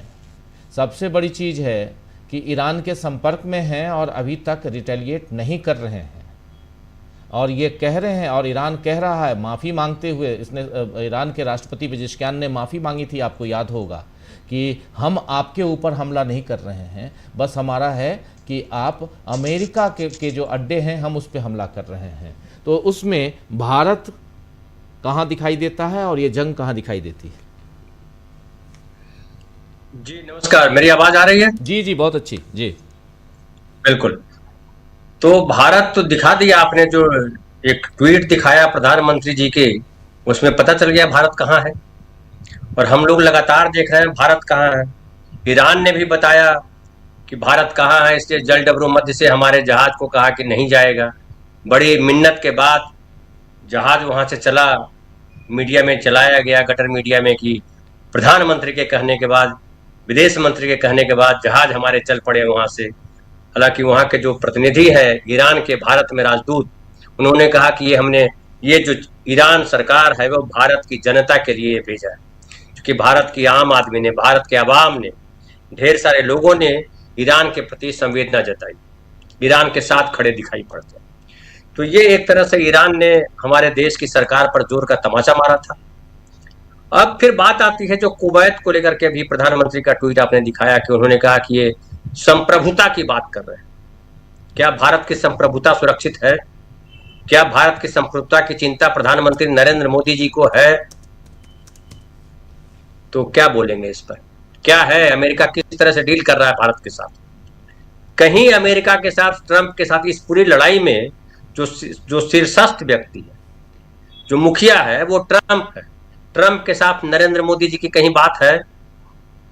आप जो है गले लग करके आते हैं उसको, जिसको अभी बता रहे थे हमारे प्रशांत भाई और सुनील जी और शकील भाई भी, जिसको हिटलर के तौर पे देखा जा रहा। हिटलर से आप मुंजे मिल करके आए थे, मुसोलिनी से, ये मिल करके आए हैं आधुनिक हिटलर से। तो क्या भारत इनके साथ खड़ा है? क्या भारत की यह रणनीति रही है? क्या भारत की संस्कृति इसको अलाउ करती है? वो चाहे विवेकानंद की बात करें या नेहरू की बात करें, गांधी की बात करें या बाबा साहब की बात करें, क्या इस संस्कृति को, जिस संस्कृति का पालन कर रहे हैं नरेंद्र मोदी, भारत उस संस्कृति को मानता है? फिर नरेंद्र मोदी क्या कर रहे हैं? नरेंद्र मोदी ने एक और डायलॉग याद कराता हूं, इसके युद्ध से पहले का, संसद में भी कहा था, संसद के बाहर भी कहा था, कि कांग्रेस के प्रधानमंत्रियों ने जो गलती की है उसको हम सुधार रहे हैं। कांग्रेस के प्रधानमंत्री कौन कौन हुए? 3 बड़े प्रधानमंत्री हुए, नेहरू हुए, लाल बहादुर शास्त्री हुए, इंदिरा गांधी हुए। उनकी कौन सी गलती को सुधार रहे हैं? कौन सी गलती अब तक सुधारी है? और जिसको सुधारने की बात कर रहे हैं, नेहरू जिस रास्ते गए थे, भारत को जिस रास्ते लेकर के चले थे, वो रास्ता कौन सा था? क्या उसमें भारत की संप्रभुता को खतरा था नेहरू के रास्ते पर? क्या भारत के आम आवाम को खतरा था उस जिस रास्ते ले चले थे नेहरू? लेकिन आज जो है जिस रास्ते लेके चल रहे हैं नरेंद्र मोदी, वहां भारत की संप्रभुता, भारत के संविधान, भारत की संस्कृति, भारत के आम आदमी को खतरे में डाल दिया है। देखिए, भारत का जो प्रियम्बल है, जो हमारा संविधान है, उसका प्रियम्बल है, वो केवल भारत के नागरिकों के लिए नहीं है, वो दुनिया की मानवता के लिए। जब हम न्याय की बात करते हैं, जब स्वतंत्रता की बात करते हैं, समता की बात करते हैं, बंधुत्व की बात करते हैं, व्यक्ति की गरिमा की बात करते हैं, यही मानव सभ्यता है। और मानव सभ्यता की ये 5 जरूरी तत्व हैं। नरेंद्र मोदी को नहीं समझ में आ रहा है तो मैं इसके लिए नरेंद्र मोदी को दोषी नहीं मानता। उनके पूरे खानदान जो आरएसएस है, उसको भी कभी समझ में नहीं आया जी। और आज देखिए देश में आप सोशल मीडिया पे ईरान और अमेरिका का युद्ध तो चल रहा है, लेकिन साथ में चल रहा है। वो बता रहे हैं ढेर सारे लोग, टपोरी टाइप लोग, वो कह रहे हैं कि जो है मुसलमानों को ये कर देंगे, मुसलमानों को ईद में ऐसा कर देंगे, यही कह रहे हैं। 5 मिनट का समय दो, 2 मिनट, सब समय मांग रहे हैं। ये कौन है जिनके पास खाली समय रखा हुआ है वो? और जिस तरह से खुलेआम कर रहे हैं, वो क्या करना चाह रहे हैं? वो हिंदू मुसलमान में इस देश को उलझाना चाह रहे हैं, ताकि आप गैस पे बात मत करो, ताकि आप तेल पे बात मत करो। आप जो जिस जहाज के आने की बात कर रहे हैं, 2 जहाज के आने से कितने दिन की गैस आ गई। और आप एक बात और जान लीजिए, खाली एलपीजी का संकट नहीं होने जा रहा है, संकट जो है पीएनजी का भी होने जा रहा है। जो आपके घरों में गैस आ रही है, उसका भी संकट होने जा रहा है, क्योंकि 50% भारत वो गैस उत्पादन करता है और 50% से ज्यादा हिस्सा कतर से आता है। कतर से कैसे आता है? हवा में उड़ करके, हनुमान जी बन करके जाते हैं, मोदी लेकर के आते हैं कंधे पे, वो भी उसी रास्ते आते हैं जिस रास्ते की बात कर रहे थे हम तमाम लोग, बात कर रहे हैं, प्रशांत भाई कह रहे थे, हॉर्मुज की बात जो आप कर रहे थे, उसी रास्ते से आना। तो तेल का संकट है, गैस का संकट, नाली से गैस निकल नहीं रहा है, सरकार को एनर्जी लगाना चाहिए था नाली से गैस निकालने का, उस पर कोई प्रयास नहीं है, बल्कि अगर एनएसयू वाले प्रयास करते हैं तो इनके पुलिस वाले जाके रोक देते हैं। अरे आप नहीं कर पा रहे हो शोध तो करने दो यार, क्या पता कि नाले से सही में गैस निकल जाए और भारत को इतनी बड़ी संपदा मिल जाए, क्योंकि भारत तो नालों का देश हो गया है। जो देश कभी नदियों का देश कहता था वो देश आज नालों का देश है। कोई जगह है जहां नाला नहीं है? मैं परसों देख रहा था बनारस में कुछ लड़के जो है वो इफ्तार पार्टी कर रहे हैं नाव पर गंगा के भीतर, और उसको पुलिस पकड़ के ले जाती है कि आप हड्डियां फेंक रहे थे। किसकी हड्डियां? मुर्गों की हड्डियां फेंक रहे थे। अरे उसमें तुम क्या नहीं फेंक रहे हो, डेड बॉडी फेंक रहे हो इंसानों की, कुत्तों की, जानवरों की, और पूरे शहर का नाला, ये हरिद्वार से गंगा जाती है बंगाल तक, क्या कोई शहर है जहां से कचरा नहीं जाता है गंगा नदी में? क्या बनारस में नाला नहीं जाता है गंगा नदी में? तो आपने ठेका ले रखा है देश के भीतर। देखिए ईरान जो है, ईरान में कहा जा रहा था कि ईरान में उनके विरोधी लोग भी हैं जो बड़ा विरोध कर रहे हैं इस सरकार के, इस्लामिक सरकार के विरोध में लोग हैं। आज वो विरोध दिखाई पड़ रहा है। आज आपने दिखाया जो भीड़ दिखाई है, रोज दिखाई पड़ रही है। जिस तरीके से ईरान में लोग सरकार के पक्ष में, सरकार के पक्ष में भी नहीं कहूंगा, देश के पक्ष में खड़े हैं, इकट्ठा होकर के खड़े हैं, वो मिसाल है।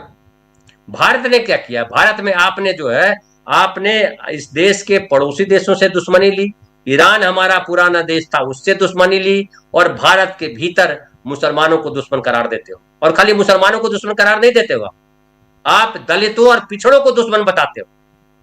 यूजीसी पे जो चल रहा है पटना में, बिहार में जाके देखिए कितना बड़ा हंगामा चल रहा है, और इनके संभाले नहीं संभलेगा। ये गलतफहमी में जी रहे हैं। इन्होंने हर किसी को दुश्मन बना लिया है। दुनिया जो है दुश्मनों से नहीं चलती है, दोस्त की जरूरत होती है। दुर्भाग्य की बात है कि नरेंद्र मोदी की दोस्ती ऐसे लोगों से है जो अमानवीय कृत्य करते हैं, जो मानव सभ्यता के लिए कलंक है।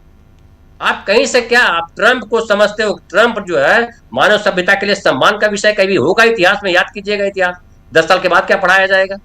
ये जो नेतन्याहू है, क्या मानवीय सभ्यता के मिसाल के तौर पर याद किए जाएंगे? इन सब का नाम आएगा काले अक्षरों में लिखा जाएगा, जिससे हिटलर का लिखा जाता है, मुसोलिनी का लिखा जाता है। लेकिन एक और बात मैं कह के खत्म करूं, हमारे देश में ढेर सारे आख्यान हैं, ढेर सारी कहानियां हैं। हालांकि कहानियां पूरी दुनिया में है, लेकिन हम कहानियों को पूजते हैं, हम उन आख्यानों को याद रखते हैं। इतिहास भले हमारे पास बहुत गहरा नहीं है, लेकिन आख्यान हमारे पास भरे हुए हैं। उन आख्यानों में हमेशा इस बात का ध्यान रखते हैं कि अहंकार किसी को भी जीने नहीं देता है। अहंकार रावण जैसे ज्ञानी व्यक्ति को नष्ट कर दिया। हम हर साल रावण का पुतला जलाते हैं, लेकिन नरेंद्र मोदी जो दिन रात हिंदू राष्ट्र के लिए संघर्ष कर रहे हैं, आरएसएस जो पिछले 100 साल से हिंदू राष्ट्र के लिए संघर्ष कर रहा है, ब्राह्मणवादी लोग जो हजारों साल से हिंदू राष्ट्र बनाने के लिए संघर्ष कर रहे हैं, रावण के जो ज्ञान था, क्या आरएसएस में वो ज्ञान है? क्या नरेंद्र मोदी के पास वो ज्ञान है? तो जो ज्ञानी था, अहंकार ने उसको निपटा दिया। तो अज्ञानियों से क्या आप तुलना कीजिएगा? तो अज्ञानी और विज्ञानी, जो भारत विज्ञान की तरफ बढ़ रहा था, उसको ये अज्ञानता की तरफ, अंधकार की तरफ, अंधविश्वास की तरफ, अमानुषता की तरफ लेके मोड़ के जा रहे हैं। देश का भविष्य खतरे में डाल दिया, भयंकर खतरे में भारत है। और अभी गैस और तेल का जो संकट है, ये बहुत गहराने वाला है, इसको ध्यान में रखिएगा। जी, आपको भी लगता है क्या अमलेंदु जी, गैस तेल का संकट गहराएगा? ये युद्ध भी और तेज गति से अभी बढ़ते हुए देख रहे हैं, और कह के गए हैं अभी ईरान से हमारे साथ जो जुड़े हुए थे नौशाद साहब, वो कि इसके बाद, और तस्वीरें हम लोगों को साफ दिख रही हैं जो हम लोग तेहरान से देख रहे हैं। आज फ्यूनरल में जब सुपुर्द खाक करने जा रहे थे लारिजानी को लेकर, उस समय जितनी वहाँ पर भीड़ थी और बहुत दूर तक लंबी, उससे साफ दिखाई दे रहा है कि ईरान एक दूसरी दिशा में जा रहा है। कैसे आप देखते हैं इस जंग को? क्या दिखाई पड़ रही हैं, और जो सूचनाएं आ रही हैं हम लोगों के पास भी, और हम लोग लगातार उस पर राजीव जी कवर कर रहे हैं। सूचनाएं अब ये है कि अब वहाँ युद्ध भी जनता लड़ने पे आमादा है राजीव जी। यानी जनता जो है, अब वो जो है हाथों में पत्थर लेकर लड़ेगी ट्रम्प साहब से। परिस्थितियां ये बन रही हैं, ये बनाई जा रही हैं। और जैसा मैंने दोपहर में राजीव जी टिप्पणी की थी, मुझे लगता है कि वही बात लगभग जो है वो नौशाद साहब भी कहकर गए हैं कि इसमें आग डालने का काम नेतन्याहू ने किया, क्योंकि ट्रंप बैकफुट पर जा रहे थे और ट्रंप माफी मांग रहे थे कल तक, एक तरीके से कहा जाए तो। इसलिए नेतन्याहू, चूंकि मैंने कल भी टिप्पणी की थी, नेतन्याहू जेल जाना नहीं चाहता किसी भी तरीके से, इसलिए वो कहीं ना कहीं अमेरिका को युद्ध में उलझाए रखेगा साथ में। और इसमें एक तरीके से देखा जाए तो नेतन्याहू कामयाब हो रहा है और ट्रंप साहब अभी तक समझ नहीं पा रहे हैं। ट्रंप साहब का अगर इस दुनिया में अब कोई सबसे बड़ा दुश्मन है तो वो नेतन्याहू है, और ये समझना होगा ट्रंप साहब को, और समझना होगा हमारे मोदी जी को भी, जो इस समय ज्यादा गले पड़ रहे हैं नेतन्याहू के जाकर। क्योंकि अब ये जो नई दुश्मनियां तैयार की जा रही है, दोस्त तो कोई बना नहीं नया, दुश्मनियां नई तैयार की जा रही हैं। तो राजीव जी, इसके जो असर हैं वो सिर्फ तेल और गैस की कीमतों पे नहीं होंगे। जाहिर सी बात है कि अगर तेल की शॉर्टेज होती है, तेल की कीमतें बढ़ती हैं, गैस की कीमतें बढ़ ही चुकी हैं, गैस की शॉर्टेज होती है, इसका असर राजीव जी फिर माल ढुलाई पर पड़ेगा। और जब माल ढुलाई पर इसका असर पड़ेगा, किराए बढ़ेंगे, तो इसका असर सीधा सीधा महंगाई पर पड़ेगा। तो यानी राजीव जी, अगर आप गौर से देखें तो मुझे लगता है कि एक हफ्ते के बाद अगर ये जंग इसी तरीके से जारी रहती है, एक हफ्ते के बाद महंगाई का एक बड़ा विस्फोट भारत में होने वाला है, और इससे बचने की कोई तैयारी किसी तरीके की नहीं की गई है। तमाम जो विमानन कंपनियां हैं उन्होंने अपने किराए बढ़ा दिए हैं, बसों के भी बढ़ेंगे, रेल के भी बढ़े जाएंगे, गैस की कीमतें बढ़ाई दी हैं आपने, तो और बढ़ा देंगे आप। अब आपने जो है 25 दिन की कर दिया है गैस की बुकिंग, 25 दिन के बाद गैस की बुकिंग होगी और 2 महीने के बाद गैस आएगी, तो यानी कि स्थायी तौर पर ये शॉर्टेज गैस की बनी रहेगी। तो ये राजीव जी भारत के संदर्भ में, लेकिन जिस तरीके से ईरान से अब खबरें आ रही हैं वो साफ तौर पर दिखाती हैं कि अब जनता इस युद्ध को वहां लड़ रही है। और जैसा कि अब्बास अराक्ची जो वहां के विदेश मंत्री, उनका हम लोगों ने बयान कई बार दिखाया है, और उन्होंने साफ तौर पर कहा कि भाई हम जो हैं वो युद्ध खत्म हम नहीं करेंगे, और खत्म ये तभी होगा जब इसमें पूरी तरीके से विराम लगेगा, यानी कि आप फाइनल स्टेज पर पहुंचेंगे और तब ये होगा, और हमारी जो शर्तें हैं वो आपको माननी होंगी। वरना राजीव जी, एक भी आदमी अगर ईरान में बचेगा तो वो भी ट्रंप से और नेतन्याहू से लड़ता रहेगा, क्योंकि झुकने वाला नहीं है ईरान। सबसे बड़ी बात है, ईरान ने साबित कर दिया है एक राष्ट्र के तौर पर भी और वहां के नागरिकों ने भी। राजीव जी, 35 लाख लोग बेघर हुए हैं ईरान और इजराइल के हमलों में, ये बात कह रहा है यूएन, और ये छोटी मोटी संख्या नहीं है 35 लाख लोगों की। 9 करोड़ की आबादी में अगर 35 लाख लोग बेघर हो जाएं राजीव जी, और वो मुल्क इतना तनकर खड़ा रहे मुट्ठियां बांधे हुए कि ऊपर से मिसाइल बरस रही है और नीचे से अल्लाह हू अकबर और इंतकाम इंतकाम के अगर नारे लग रहे हैं, तो उसकी जो लड़ने की क्षमता है, उसका जो जज्बा है, उसको समझा जा सकता है। तो ये राजीव जी देखिए, युद्ध केवल हथियारों से नहीं लड़े जाते हैं, युद्ध में जज्बा भी चाहिए होता है। तो ईरान की जनता जो है वो अपना जज्बा दिखा रही है। तो इसीलिए जो अब्बास अराक्ची कह रहे हैं कि किसी एक लीडर के मारे जाने से या पूरी लीडरशिप आप कह रहे हैं खत्म कर देंगे, ईरान खत्म नहीं हो जाएगा, ना उसका युद्ध का जज्बा खत्म हो जाएगा, जंग लड़ने का जज्बा खत्म हो जाएगा, तो वो बना रहेगा। तो ट्रंप साहब को अब सोचना पड़ेगा कि सबसे पहले मुझे लगता है कि अब ट्रंप साहब जो है एक स्ट्राइक जो है वो इजराइल पर करें और सबसे पहले नेतन्याहू को निपटाएं, तभी ट्रंप साहब को जो है कोई फुर्सत मिल सकती है इस जंग से बाहर निकलने की। वरना राजीव जब कोई रास्ता दिखाई नहीं पड़ता, नेतन्याहू बुरी तरीके से ट्रंप साहब को फंसा देगा, खुद तो जेल जाने से बचना चाहता है, मगर वो ट्रंप साहब की कुर्सी भी ले बैठेगा और अमेरिका को जबरदस्त नुकसान पहुंचा ही रहा है। तमाम अमेरिका के सीनेटर्स, तमाम राजनेता इस बात को जोर देकर कह रहे हैं कि इस जंग में नेतन्याहू ने फंसाया है, ये ट्रंप की निजी जंग है, नेतन्याहू की जंग है, इसका अमेरिका से कोई लेना देना नहीं है। और राजीव जी, यही बात अली लारीजानी ने अपने असैसिनेशन से पहले कही थी कि हमारा ईरान की जनता से कोई संघर्ष नहीं है, ईरान की जनता से, उसके अमेरिका की जनता से हमारा कोई बैर नहीं है, जो हमलावर है हमारा उनसे बैर है। जाहिर सी बात है कि हम युद्ध लड़ रहे हैं। लेकिन अब राजीव जी, जिस तरीके से वहाँ की जो ऊर्जा की फैसिलिटीज हैं उनके ऊपर हमले अब किए हैं, तो इसका जवाब जाहिर सी बात है कि ईरान देगा, और उसने साफ तौर पर कह भी दिया है कि अब हम आपके जो ऊर्जा की जो आपकी एनर्जी फैसिलिटीज हैं उन पर अब हम हमला करेंगे, और पड़ोसी देशों के नागरिकों को भी साफ तौर पर कह दिया कि भाई दूर रहिए, आप इनसे मतलब 1 किलोमीटर के दायरे से दूर रहिए जहाँ भी इनके काउंसुलेट हैं। और राजीव जी, अब देखा जाए तो राजनयिक तौर पर भी अब चीज़ें काफ़ी ज़्यादा बढ़ रही हैं। अभी खबर आई है कि ईरान ने स्वीडन के जो दूतावास है वहाँ उनके जो राजदूत हैं उनको बाहर निकाल दिया है कि जाइए, आप अपने घर को जाइए, आराम कीजिए। तो ये भी शुरू हो गया है एक तरीके से देखा जाए तो। काफ़ी कुछ चीज़ें राजीव जी मध्य पूर्व में बदलती हुई दिखाई पड़ रही हैं। स्टेट जो हॉर्मुज स्टेट है, अब ट्रम्प साहब तो अभी तक इस पे आ गए थे कि इसको किसी तरीके से खोला जाए, लेकिन अब वो खोला जाएगा कि नहीं खोला जाएगा, खुलेगा तो कैसे खुलेगा। लेकिन राजीव जी, जो सोशल मीडिया पर हमारे भक्तगण हैं वो एक बड़ा चला रहे हैं कि भारत के नौसेना के जहाज जो हैं वो वहां पहुंच गए हैं और आसपास तैनात कर दिए गए हैं। अब राजीव जी, अब जो कहावत होती है कि आ बैल मुझे मार, तो अगर ऐसा है उसकी हम पुष्टि नहीं कर सकते क्योंकि सरकार ने तो कहा नहीं है, भक्तगण कह रहे हैं। लेकिन अगर ऐसा है और मोदी जी जिस तरीके से बात कर रहे हैं, हबीबियों के गले पड़ रहे हैं, तो या हबीबी हबीबी करते हुए 2-4 गोले इधर ना पड़वा लें मोदी जी, तो मोदी जी का तो कुछ नहीं बिगड़ेगा, लेकिन इस देश का काफी कुछ बिगड़ जाएगा। मोदी जी का क्या है राजीव जी, 3 बार प्रधानमंत्री बन लिए, मौज ले चुके जिंदगी की जो थी सारी, तो अब कुछ भी हो जाए मोदी जी का क्या जाना है, लेकिन इस देश का तो बहुत कुछ बिगड़ेगा। स्थायी शत्रु आप बनाकर जाएंगे तमाम देशों को और नया दोस्त कोई बनेगा नहीं। तो ये मोदी जी जो कर रहे हैं राजीव जी, ये इस देश के साथ मुझे लगता है कि सबसे बड़ा विश्वासघात है। अगर आपको अपनी, देखिए आप सरकार में जाहिर सी बात है कि आप अपनी पॉलिसी बना सकते हैं विदेश नीति को लेकर, लेकिन विदेश नीति सरकार की अकेले की पॉलिसी नहीं होती है, ये देश की पॉलिसी होती है। और देश की ने कोई भी जनादेश जो है मोदी जी को देश बेचने का नहीं दिया है कि आप देश को बेच दीजिए, आपको देश संचालित करने के लिए दिया है। तो अगर विदेश नीति बदलनी है तो इस पर एक कंसेंसस बनना चाहिए, एक सामूहिक जो है वो आप बैठक बुलाइए विपक्ष की भी, आप बिल्कुल विदेश नीति बदलिए, किसने रोका है। लेकिन आप चाहें कि आप अकेले नेतन्याहू के गले पड़ के और देश बेच लेंगे तो इसकी अनुमति राष्ट्र नहीं देगा राजीव जी।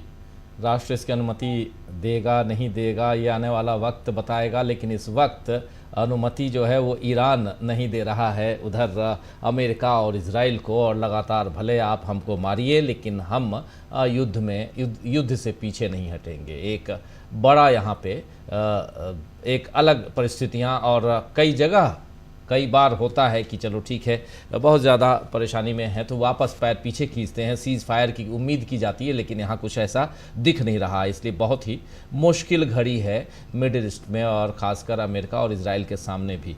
समय बहुत ज़्यादा हो गया है, मैं देख रहा हूँ 8:40 कार्यक्रम को यहीं रोका जाए या आप लोग कुछ जोड़ना चाहते हैं तो आप लोगों की अनुमति चाहिए। सुनील जी।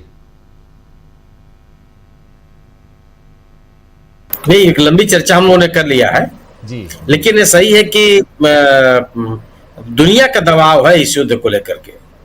ट्रम्प साहब जिस तरीके से इस युद्ध को चलाना चाहते थे या जो असर डालना चाहते थे, वह बिल्कुल उसको उस तरह का समर्थन नहीं मिल रहा जी। और एक कोई भी, अगर ट्रम्प जैसा एक ऐसा नेता दुनिया में आ गया जो इस पूरी दुनिया को तबाह करने में लगा हुआ है, अन्यथा कोई भी संवेदनशील व्यक्ति जिस तरीके से पूरे उसका अपने सहयोगियों की प्रतिक्रिया आ रही है, अपने देश की प्रतिक्रिया आ रही है, इस युद्ध से निकलने की कोशिश करनी चाहिए। और मुझे लगता है कि आप ट्रम्प को करना ही पड़ेगा, लेकिन वही होगा कि आप बहुत अपमानित होकर के निकलेंगे।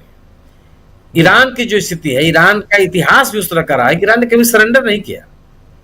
आज जब ईरान के साथ रसिया और बड़े देश खड़े हो गए हैं, हर तरह का उसको सहायता दे रहा है, अब वहां के विदेश मंत्री स्वीकार कर रहे हैं, ऐसा भी नहीं कि कोई चोरी छिप हो रहा, वो कह रहे हैं कि हमको ईरान को चीन और रूस से समर्थन मिल रहा है, सहयोग मिल रहा है, बार बार कर रहे हैं।